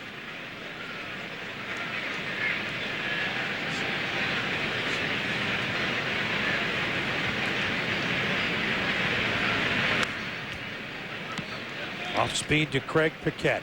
Craig flew out deep to center field with the bases loaded in the 1st, then singled in the 1st run in the 4th. You know, one thing I've always noticed about a Tony La Russa team, they always have a pretty good advanced scouting report. Edmonds sitting on that 3-2 changeup off of Cruz. Paquette looking for it again on the 1st pitch.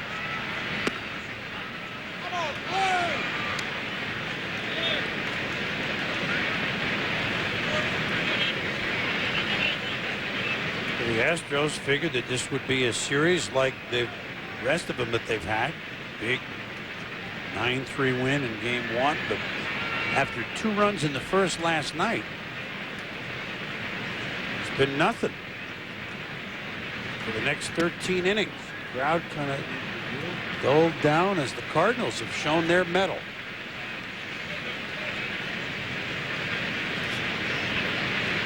You know, it also showed with Matt Morris losing that 1st game, getting knocked out before the 5th inning. Their 20-game winner in the 1st game of the series. You might think, whoa, they're in trouble. Yeah, we're in big trouble. Woody Williams stepped up last night. Darryl Kyle and Mark McGwire stepping up thus far tonight. Castilla, Biggio, Bagwell, double play. Nicely turned. Castilla kind of picked that one off the shoestring, didn't he? Unless you've played 3rd base, you have no idea how difficult this play was for Vinny Castilla to make. It's one of those in-between bad hops. Look at the ball staying down, and yet he was able to stay down with it. Then his left foot is out of position to make the throw. All he's got is his right arm. He still hit Biggio in the chest, and Biggio was able to convert that double play.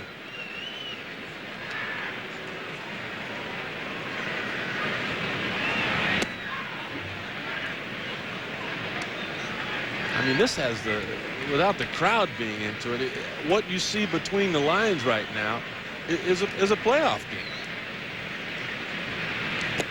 42-203 is the crowd who enjoyed that one. Whoa. Well, his feet just were out of position from the time that ball took the bad hop. He just had to try to get a glove on it. You know, everything we heard in Tampa Bay was that, you know, his bat speed had slowed down. Castilla looked like he was swinging underwater. You know, he'd lost a step defensively. We heard everything we heard was negative. Well, it couldn't have been more wrong. No. His range is terrific. His power is there.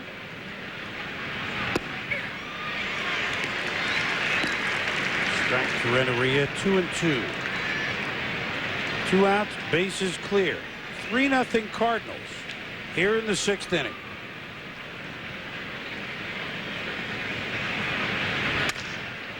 That's chopped wide of Jose Akendo, the 3rd base coach, into the camera box.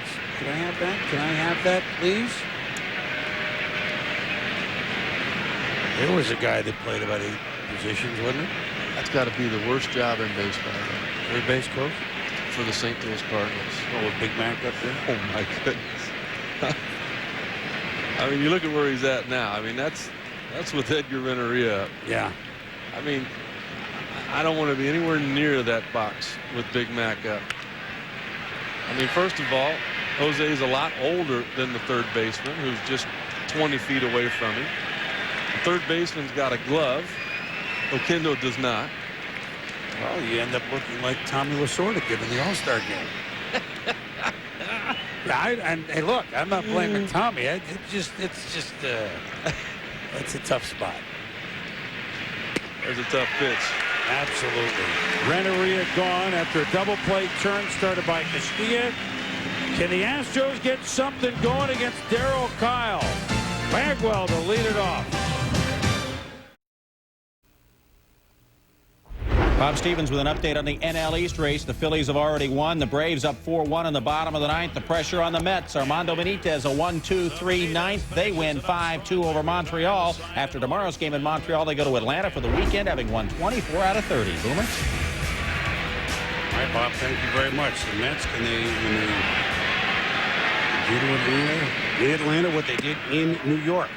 Well, the Braves coming back, the huge game by Brian Jordan against Benitez, and Sunday may be the difference for both teams. 162 games, you never point at one game, you never know, but that one will come back. And of course, Piazza hurt in this game in the first inning on his thumb. We'll keep our eye for that one. Meanwhile, do the hitting eyes come out for Houston? You and I have. The second start you and I have called for Darryl Kyle this year, and he's pitched 13 scoreless innings. But Jeff Bagwell says, okay, let's see if we can get something going. And Bags leads off the sixth with a base hit. What has gotten Darryl Kyle to this point with a 3-0 lead here in the bottom of the sixth inning? Well, it's been a tremendous breaking ball as always. But right along with that, look at where Mike Matheny sets for that fastball location. I mean, you can catch him with your eyes closed. Everything right there. When he has to change the release point, he can drop down as he does for the final strike there in the last inning against Julio Lugo. 7 Ks tonight, 2 strikeouts in each of the last 3 innings for DK. His strikeout high this year, he's had one 11K game and one 10K game, but he has not had as many as 7 since that start that we saw against Maddox when he had 8. He is on it tonight, and he has to be with this lineup. He has struck out Lance Berkman twice.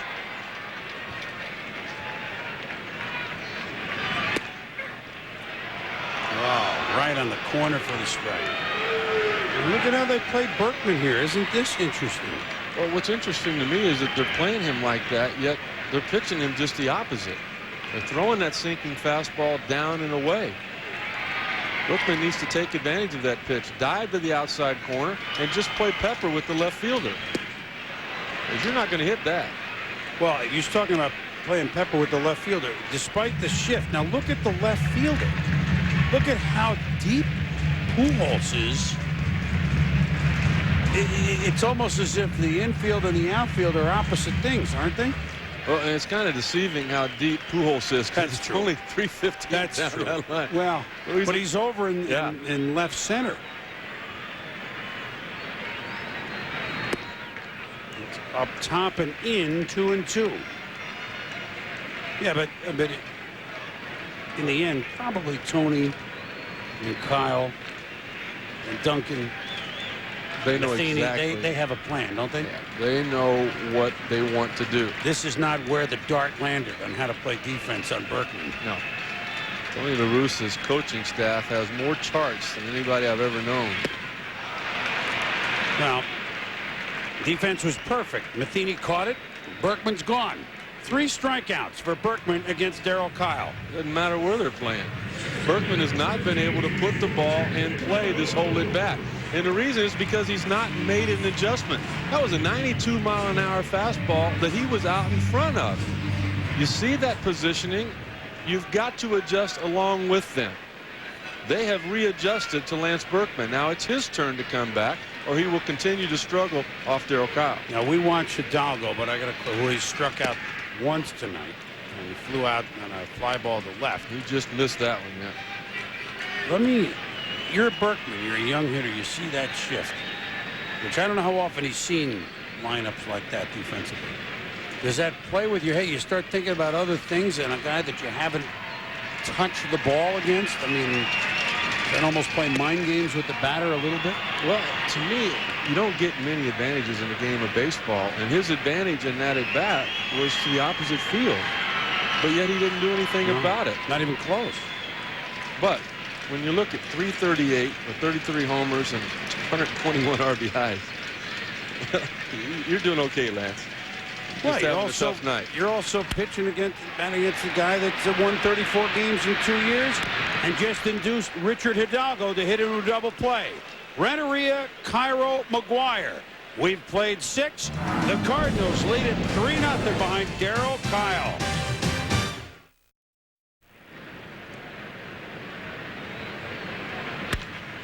First pitch here in the top of the 7th inning is ripped by Mike Matheny for a base. Whoa, and it gets past Berkman. Still thinking about that shift. And a single is played into a runner in scoring position. Tough night for Lance. Well, he sure wasn't thinking about the ball coming at him on the ground there. Instead of being a base hit and a sacrifice situation to get him, he dropped down to one knee, but he did not get his glove down. That's why you drop down to that knee. Keep your glove on the ground. Even if the ball comes up, it hits you on the heel of the glove, it stays in front of you. Now there's going to be a sacrifice, but they're going to try to get the runner from second to third instead of first to second. Kyle, just foul. You know who will be, and let us, I don't mean to be trite in this at all, but it's now been 15 days since the horrific events on September 11th. And our hearts go out to all those affected. But if we can uplift the spirit of some, and a family friend called last week of retired Navy Captain Jack Punchers, who was one of those lost in the plane that hit the Pentagon. And they said that the fun that he had with his wife Janice, his son Jeremy, daughter Jennifer, was watching the St. Louis Cardinals. And the only time in recent days there's been a smile in that house is when the Redbirds are on TV and everybody smiles and thinks of Jack. And we all put our hearts out to the Punches family and every one of those other families. So if in some way St. Louis leading 3-0 gives a little bit of respite, albeit brief, then we and certainly the Cardinals have done their job. I don't think any of us will ever forget as long as we live, nor can we.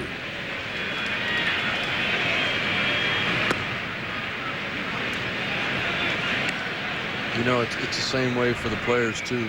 As Boomer, we both know they were watching the news before the game started. And when you go in the clubhouse now after the game, the news is on. They want to know what happened in the world, what has been done, what's going to be done. It's changed all of us, as you said. Kyle gets it down. And Cruz makes it through. How close was Bagwell to that? 20 feet? It had to be a perfect bunt because you got a slow running catcher there, and Darryl Kyle did exactly that. Jeff Bagwell, look where he's at. Check him out right there. Look at where he's at. Look at him charging. He knows what Kyle wants to do. He knows that Kyle wants to get the ball down the third base line. Well, if it was not perfect, Bagwell would have gotten to it and tried to get the force at third base. He knows right now the way Kyle's pitching, 3 runs is an awful lot. He does not want to let that 4th one score.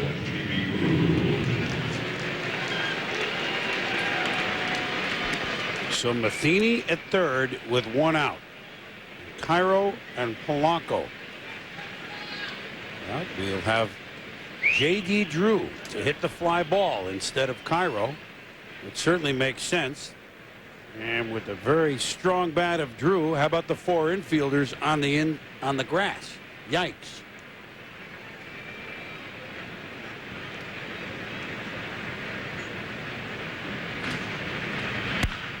He does exactly that.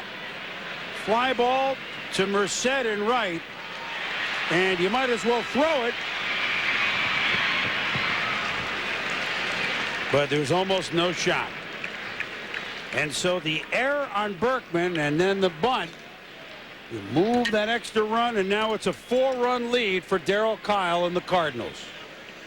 left-handed starter on the mound for Houston. Tony La Russa deciding it was a good opportunity to give J.D. Drew a day off. And not only does it pay off having Drew on the bench to come up and pinch hit there, drive in the 4th run, it paid off earlier tonight with Craig Paquette with his base hit and RBI driving in the 1st run. Placido Polanco to center field that Hidalgo grabs, but not until the Cardinals. The Redbirds pick up another run. 7th inning stretch time in Houston, but Darryl Kyle has his old mate's number.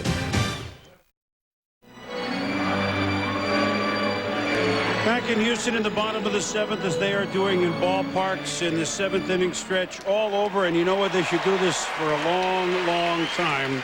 This was the scene here after the top of the 7th inning.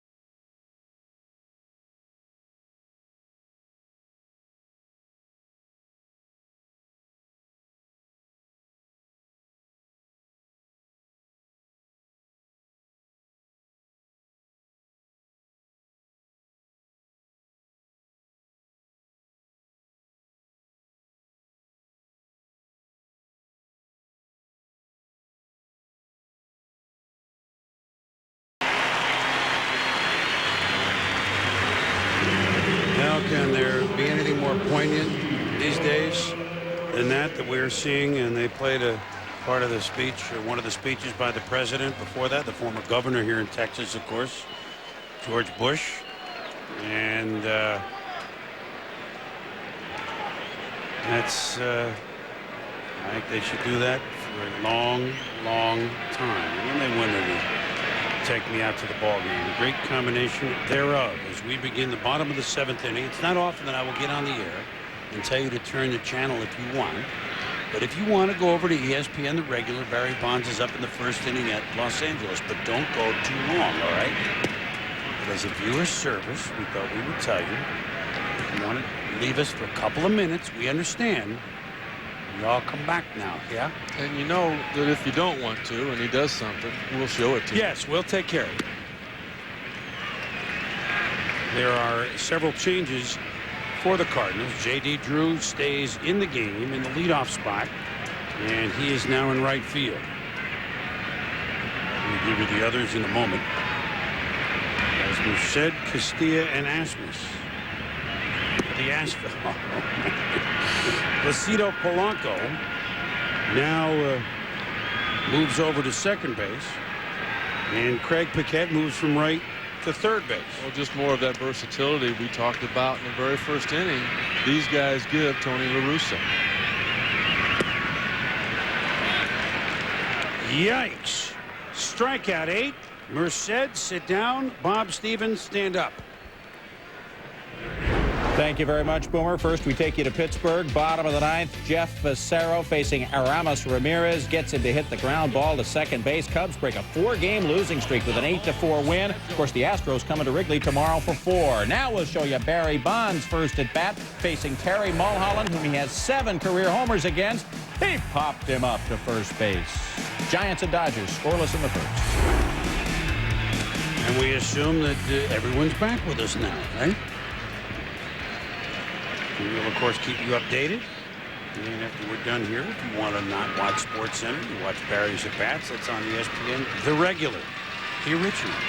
Vinny Castilla, way ahead of that breaking ball. And Galante, who's seen a shot or two in his day in the third base coach's box, steps aside. Billy Spires, the utility player, outstanding pinch hitter for Houston for the last several years. On the disabled list now, due to have back surgery when the year's over.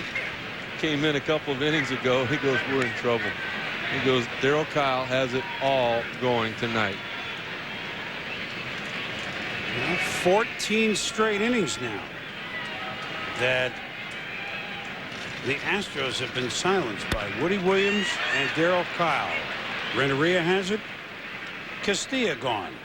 This copyrighted telecast presented by the authority of the Commissioner of Baseball may not be reproduced or retransmitted in any form. The accounts and descriptions of this game may not be disseminated without express written consent. For the most extensive coverage of Major League Baseball, log on to MLB.com. Major League Baseball, connect with it.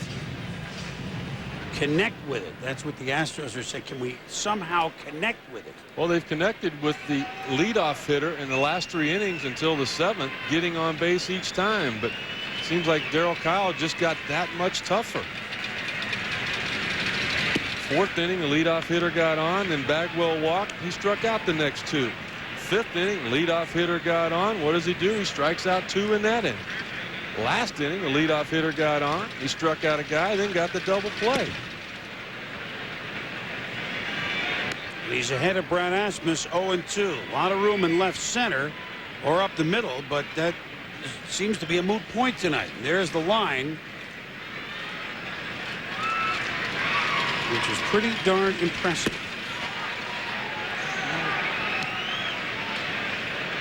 He must be mad at Brad Asmus about something, because he dropped down with a curveball for the first pitch, 94 on the fastball for strike 2, and then look at the angle he created on that last breaking ball trying to get strike 3.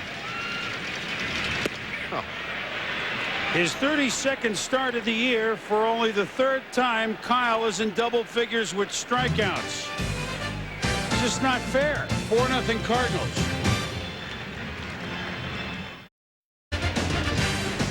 Been too much former Astro Darryl Kyle tonight. Through 7, the Cards lead at 4-0. A run in the 4th and then 2 in the 5th on the 2-run shot by Mark McGwire, and now the 3rd Astro pitcher, Octavio Dotel, who throws nothing but flames, and he's going to face a guy in Mr. McGwire who can hit some flames. 3 infielders again to the left side of second base. Of course, they didn't come into play when he deposited over the roof his last at bat. Those numbers we saw on Dotel do tell the whole story on his year. They're comparing him to Mariano Rivera, when Mariano was the setup man for the New York Yankees and John Wetland was the closer. Dotel setting up for Billy Wagner. Fly ball by McGwire. Back it goes. Back, back, back. Goodbye!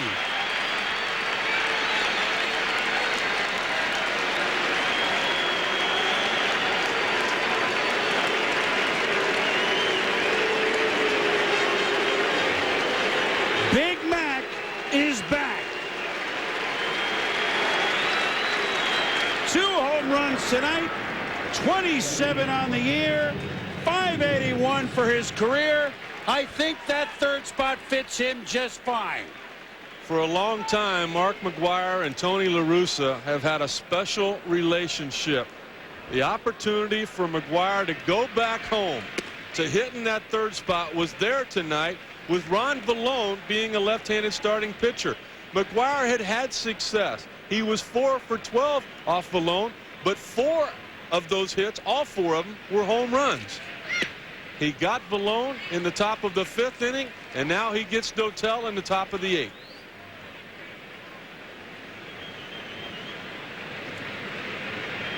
I mean, his just draw rain, don't they? 3rd time he's hit 2 this year. 67th in his career that it's been a double Big Mac. That team could become real scary if he heats up, because and he doesn't have to heat up to 300. He's just heated up. You don't need any more than that. Now, I think a batting average is the most overrated thing there is. I mean, who cares? This game is about touching home plate or helping somebody else touch home plate. You don't win by going 3 for 4 without scoring a run or driving in runs. McGwire hitting 180 coming into tonight's game, but he's also got 27 home runs. And those are no doubters. I mean, you said earlier, short porch, no porch. You know, it's always been somebody all year long for St. Louis. Early in the year, it was J.D. Drew. I mean, he carried that offense the first 6 weeks. And then Pujols just kept banging along. Well, Albert Pujols is having a difficult night tonight. 0 for 3, and he struck out 3 times. So what? His team's winning 5-0.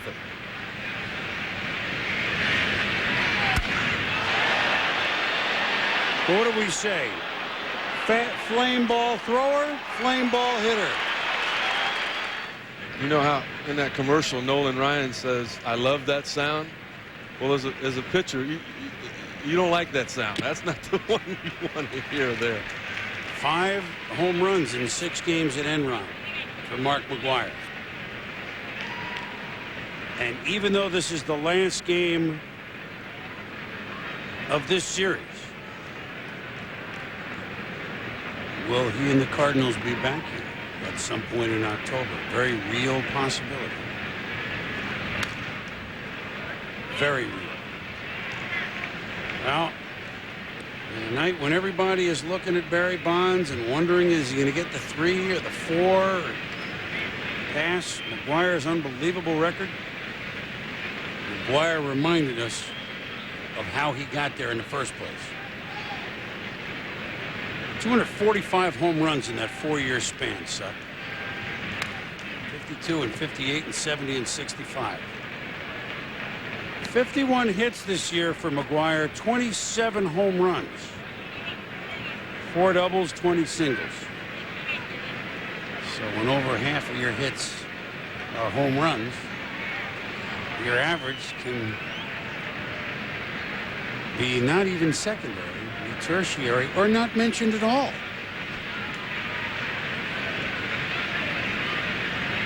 And you're right. Look, I know that tomorrow's pitcher is different, although tomorrow, of course, the Cards' day off. But McGwire hits 3rd, 2 homers. Team season. Not only McGwire feeling better, team season. La Russa's saying to me before the game, our pitching started right around late June, early July, but we were waiting for offense. Now, if you have Pujols continuing, and you have Edmonds hitting better, can we be any more inside, by the way, on Edmonds? Well, you know, at any rate, I mean, you know, it becomes a, you have J.D. Drew hitting. You have Polanco who's going to get on. You have Paquette driving in big runs. They need Villone. They need the X-rays to come out negative on his hand tomorrow and him back in that lineup.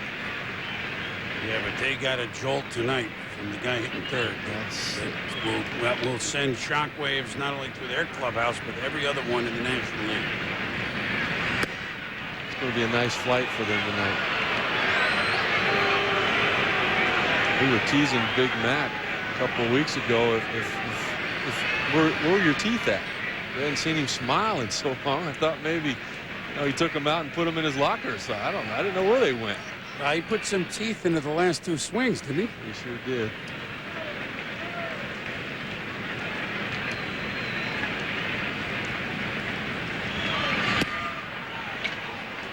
And I think this is pretty surprising as Edmonds walks. I mean, let's do it conversely. Astros win big, game 1, knock Morris out, 2 runs, 1st inning, 2nd game. All of a sudden, look, it's just been 2 games, but this team that for about a month you're figuring they have the best record in the league. They got the best shot. They got a lot of the answers. All of a sudden, they may not win the division, although a 3.5 game lead with 3 series to go. 10 to go after this is pretty good. Obviously, there's some holes here. Everybody has questions. I mean, Alou is out. But for the Houston Astros, it's that starting rotation. I mean, there is some serious concern there. That was a huge blow losing Pedro Estacio. They really liked what they saw in him. They thought he was going to be a big factor. He might have pitched one of the first 2 games in the postseason. And then Carlos Hernandez went down. They could not take a chance on him. They really liked what they saw there. Well, their biggest concern is Roy Oswalt. popped up by Paquette. Biggio makes the play. Evans back the first two out. Oswalt's going to go Friday in Chicago. They got good news on his bullpen work yesterday. They're going to keep their eye on him, though, and I would be shocked if the opposition Friday didn't try to bunt a lot on Roy Oswalt. I mean, you're playing for the championship now. You're trying to get into the postseason. Forget about taking care of somebody or what's fair or not. If his groin is bad, make him field as many bunts as you possibly can. If you could tweak that, put him back on the disabled list, that's a big advantage for you.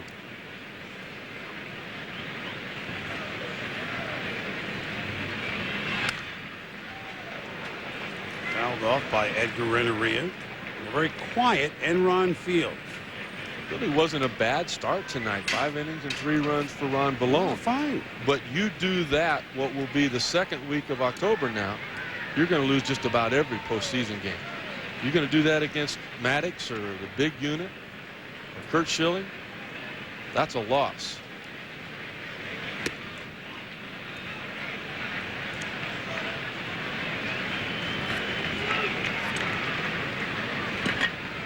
They almost came for a coronation here in this 3-game series. You know, they opened up at San Francisco and really crippled the Giants, did Houston. Took 2 or 3 from the Cubs despite Sammy's big game Sunday with the 3 spot. I mean, they pretty much got rid of the Cubs, although the Cubs have won, 4-game series here in Wrigley. We'll see. But, earlier this year, the Astros in August, we go into Atlanta, win 2 of 3. Go into Philly, win 2 of 3. I mean, they've crippled a lot of teams. And this was setting up to be a coronation here. Here we go. We're going to win the division. We're going to have the best record. We're going to win a playoff series, which we've never done. 80, 81, 86, although in 80 and 86, which is ancient history, 2 tremendous series against the Phillies and against the Mets, which they ended up losing. 97, 98, 99, a whimper, really, in the postseason. 3-0, 3-1, 3-1, but not a factor ever, really. This is all going to change, and here's the coronation. We're going to get rid of the Cardinals, and that's step 1. Has it happened? And this is ripped by Renteria. Hidalgo back, makes the catch about 390 feet away. So that one stayed in the park, but this one did not.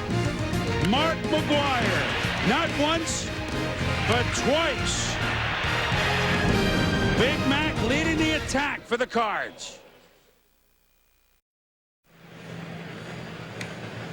Bottom of the 8th in Houston, 5-0 Cardinals. September 26th, you figure would be a pretty good day. Why? Because September 26, 1981, Nolan Ryan in the Dome. His Astro no-hitter getting Johnny B. Baker. Dusty to ground to Art Howe to Denny Walling, and it was done. Nolan Ryan, September 26, 1981, no-hitter for the Houston Astros, and that was the giveaway today. And that exact replica of Ryan pitching to Johnny B. Baker and a young Rick Sutcliffe remembers. I sat there on the bench and watched every bit of that. We'll never forget walking into the Astrodome and seeing that sign that said, "Welcome to the 8th wonder of the world." Well, they were wrong. I mean, they went on to build more and more domes. The 8th wonder of the world in baseball was Nolan Ryan and what he could do. T.J. Matthews is the new pitcher. And Glenn Barker is with an average on the interstate. Although a guy that can pinch run, a guy that might find his way on a postseason roster. The new left fielder is Luis Saturia Elegance. Just kind of made that up on the fly there. He's in left and will hit ninth. That actually is not that bad. Saturia Elegance.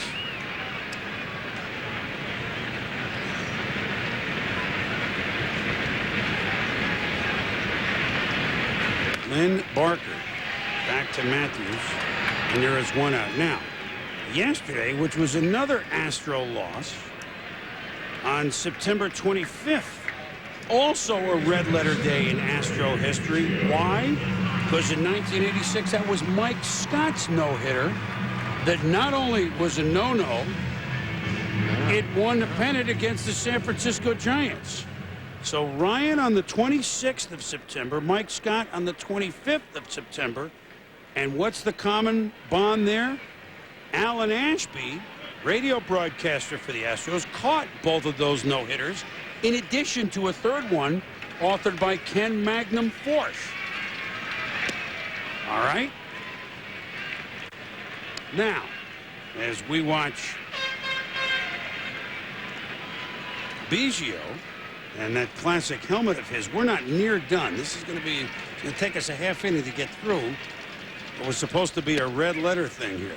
Now, the man who pitched for 7 innings, Darryl Kyle, was the last Astro to throw a no-hitter in the month of September 8th in 1993. So Ryan, Scott, Ashby, Kyle, all here. September 8th, 1993.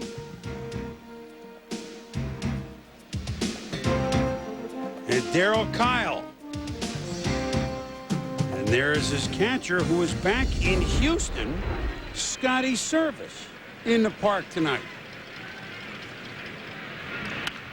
You know, I saw a number the other day where in the month of September there have been 46 no-hitters thrown. I think a big part of the reason for that is that, and it didn't happen in Nolan's 5th no-hitter because the Dodgers had their #1 lineup playing that day. But with all of the call-ups that happened in September, you know, with the teams that are out of it, you know, you take a look at some young guys. They're going to be overmatched, but managers want to evaluate what they may have the following year. 1-2 to Biggio. You saw Service catch the no-hitter by Darryl Kyle. He's catching in the bullpen tonight. That no-hitter that you saw against the Mets. Service back in Astro colors. Now, of course, the no-hit story doesn't end with Kyle and Service and Ryan and Scott and Ashby, because you certainly,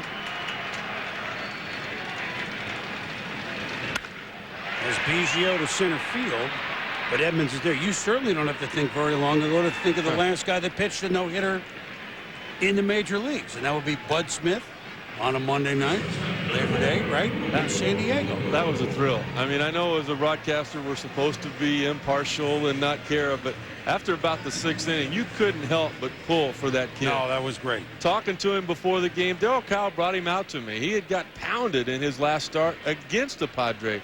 And just to help him relax, we started telling jokes and laughing. And, I mean, the next thing you know, he's out there on the mound, and you start thinking, well, you know, it might be, but it's not going to hit. You know, how many of them might be? And then he got to the 9th. It was unreal. Oh, my goodness. Oh, we created a household name on Labor Day with Bud Smith. I think he had a big part in creating it. That's for darn sure. So Bud Smith in the park. And then, just in case you're wondering, the manager of the Astros, Larry Dierker, did he ever have a no-hitter? Yes, he did, for the Astros in 1976. The 5th in franchise history. Can you imagine that? I mean, franchise only started in 62. That was the 5th. And Dierker's pitching coach, who is Bert Hooton, yes, he has pitched a no-hitter for the Cubs in 1972. And there's Happy Hooton against the Phillies for the Cubs in 1972. So we're just surrounded by no-nos. And isn't it amazing that the Astros, who came in the same year as the Mets, and the Mets with Seaver and Kuzman and Matlack, the Mets have not yet had a no-hitter, and the Astros have had 9. So all this no-hitter going on in here, and yet the Astros are trailing the Cardinals 5-0.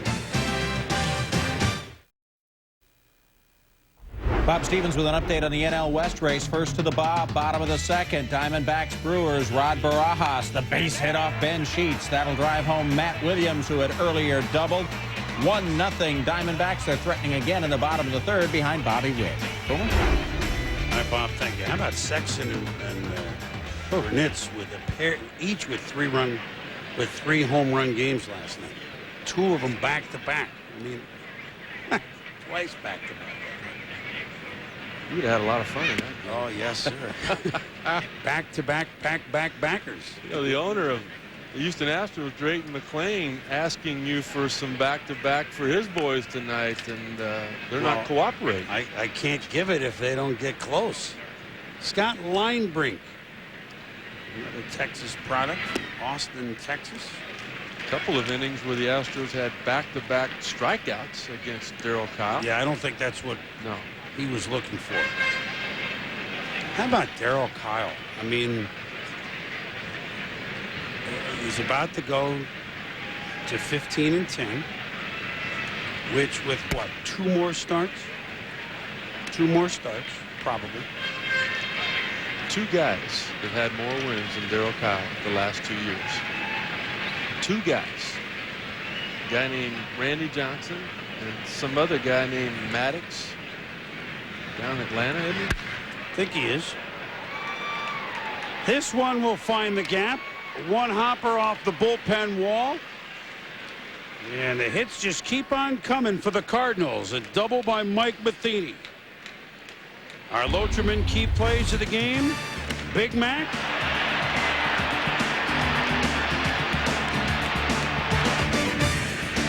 And Big Mac. And Darryl Kyle throwing from every angle at every speed, turning the Astros every which way but loose. 7 innings, 4 hits. And if you add what he did, so we've seen him pitch what, 15 innings, you and I, and no runs. Hello. Bobby Bonilla to pinch hit for T.J. Matthews, the pitcher. You know, it's not like he's shut down a poor offensive team. Teams we have seen him against were the Atlanta Braves in a huge game for St. Louis. They were right at 500, could possibly have fallen under that mark. And in this ball game, helping to hopefully win 2 out of 3 for St. Louis against the team that's in front of them. I made a mistake. This is Satoria in this spot, correct? In the 9th spot. Bonilla's hitting, but I mean, Matthews went to the 4 hole if he's scoring at home. You give Satoria a shot, but keep everybody fresh. You play a little defense. Bobby, I need you to hit. I need the other fella to play defense.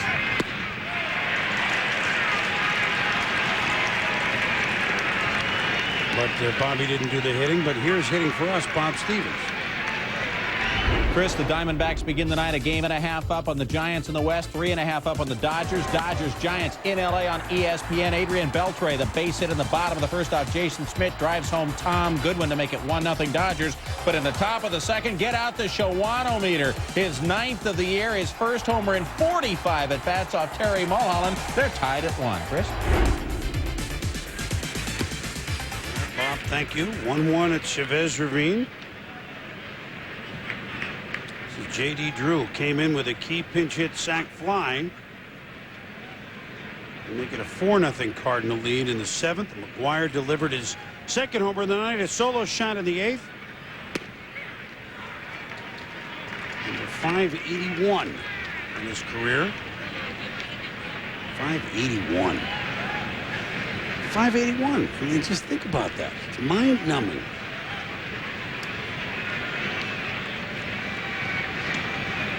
Consecutive years, he passed the 400 home run mark and then the 500 that following year. I mean, that's getting it done. Yeah. 245 in 4 years. That's getting it done. Look in the bullpen for St. Louis. Steve Klein. It's a familiar sight all year long, along with Mike Tillman. I tell you, the guy's really surprised me. I knew all the reports about J.D. Drew, and he could run a little and throw a little. This is some kind of ball player. Tools-wise, there's not many that are more talented than he is. He survived the resentment that happened when he was originally drafted and decided to sit out. Kept his mouth shut. Went to the independent league, played until the opportunity to go somewhere he wanted to go came up, and now he couldn't be happier, and St. Louis could not be happier.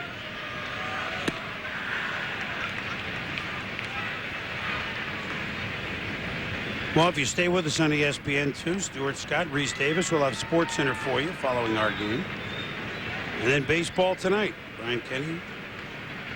We got Big Mac here, Little Mac, Mike McFarland, and Timmy Kirkjian.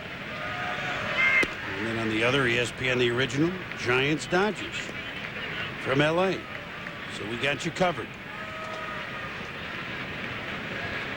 Maybe Drew has covered up the weakness that he had last year with that big breaking ball.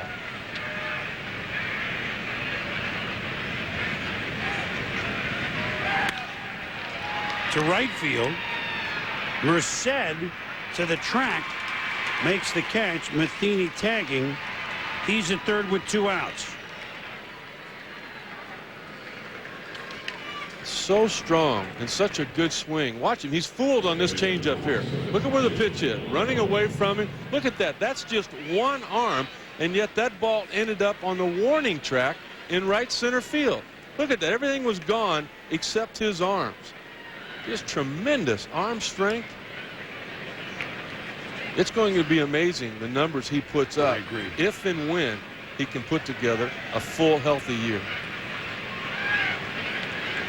Blanco has scored a run, but looking for his first base hit and swings through that one from line group. The Cardinals have a day off tomorrow. As you say, it'll be a nice flight home. 3 home to Pittsburgh, 4 in Milwaukee, and then 3 against Houston. Think he won't sleep good tonight?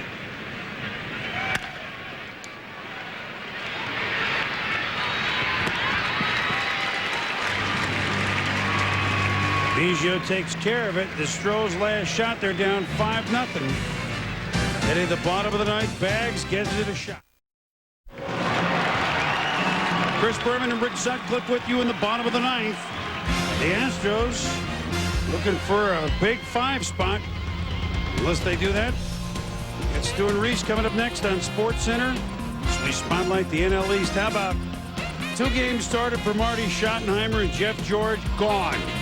Quarterback with the Redskins, Tony Banks and newly signed Kent Graham. As the Skins open up at home this Sunday against the Kansas City Chiefs. And then our question of the night, well, they'll explain that to you when you get there. Michael Jordan, World Series, same time, whatever. I know what I'd watch, but you, please. Don't get somebody mad at me, please. Whoa, here's Bagwell, the left. Back. The shutout's gone.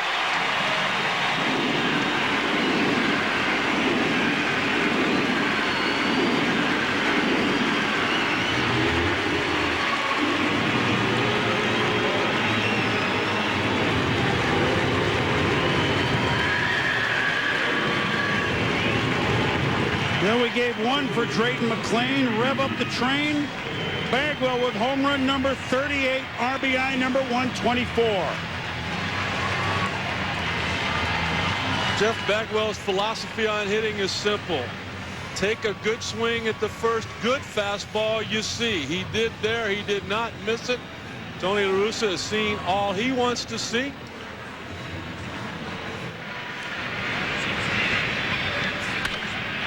Well, maybe the Astros thinking about a big ninth. Here's a start. We'll be back.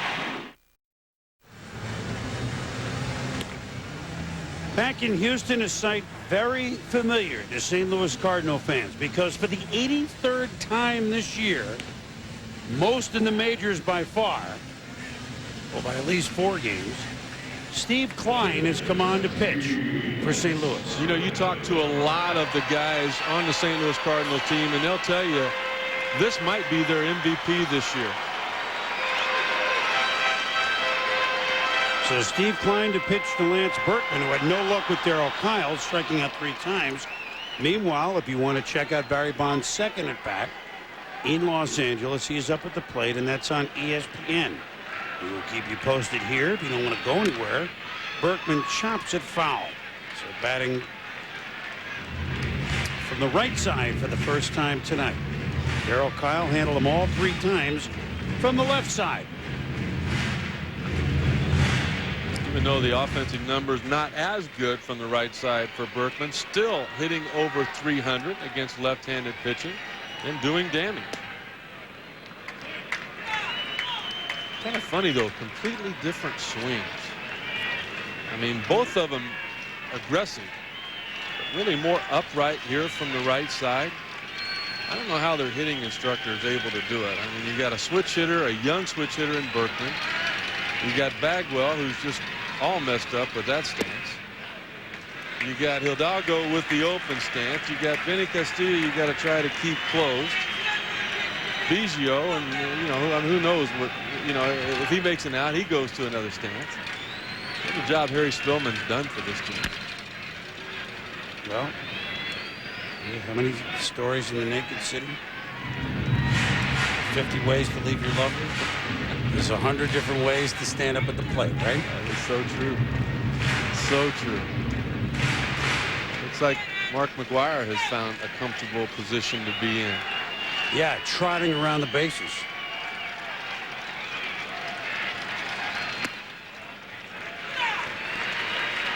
You know what I mean, here the Astros are down 5-1. And there are a lot of guys, like you see Biggio right there, right up on the top step. Yeah, not sitting in the dugout down 4 runs. Let's see.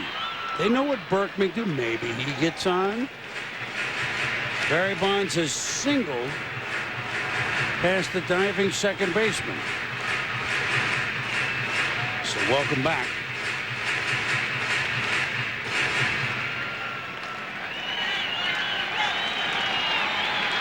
(5-1) here. Full count to Berkman. None out. Bagwell is homered.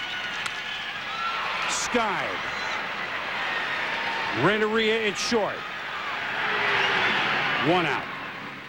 Well, the reason everybody for Houston's up on that top step is because they know what they're capable of offensively. Number 2 team in the National League in average. St. Louis comes into tonight's game with the 3rd best average.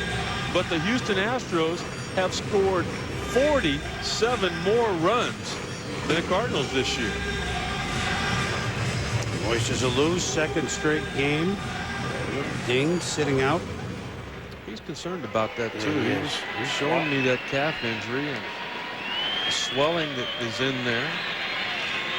Yeah, Darryl Kyle wants to see Steve Klein put an end to all this foolishness.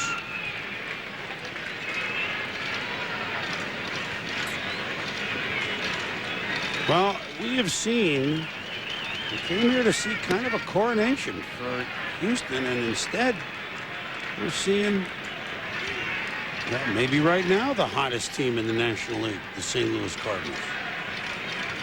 This would be 14 of their last 17. That would be hot. You know, but it's changed so many times this year in that National League Central.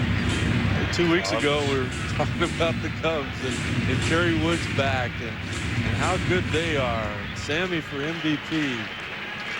It's just been an exciting month of September in the National League. Tell you what, if you're going to tell me I get Darryl Kyle every 5 days, I might sign to be Tony's bench coach. I like that deal. Every time he comes out to pitch, my goodness. Renteria, backhand. And the Astros are down to their final out. Well, I mean, what Mark McGwire's Thunder has done, potentially, and the Cardinals are about to move to 3.5 back, and then pending the Giants result, 3.5 up in the wild card. What Mark McGwire has done, potentially, with an already hot club. You talk about an X factor. I think this is an XYZ factor, Rick Sutcliffe. I really don't see the Astros being concerned unless there's a problem with Roy Oswalt in his start on Friday. If he's not able to go and pitch like he has all year, they've got problems. This is Chris Truby to pinch hit for Orlando Merced. The St. Louis Cardinals come into Houston, take 2 of 3, 3 at home against Pittsburgh, 3 at Milwaukee, 3 at home against Houston. So 6 of their last 9 would be at home. where they have the best record in the National League at home, 50-26. Conversely, the Astros, 4 at Chicago starting tomorrow, 3 here against San Francisco, where you and I may be, and 3 at St. Louis. The Astros have the best road record in the National League. There's still going to be some work for the Astros not to win this division. But by these results in this 3-game series, the odds increase of these 2 teams being 2 of the 4 we'll see in October from the National League.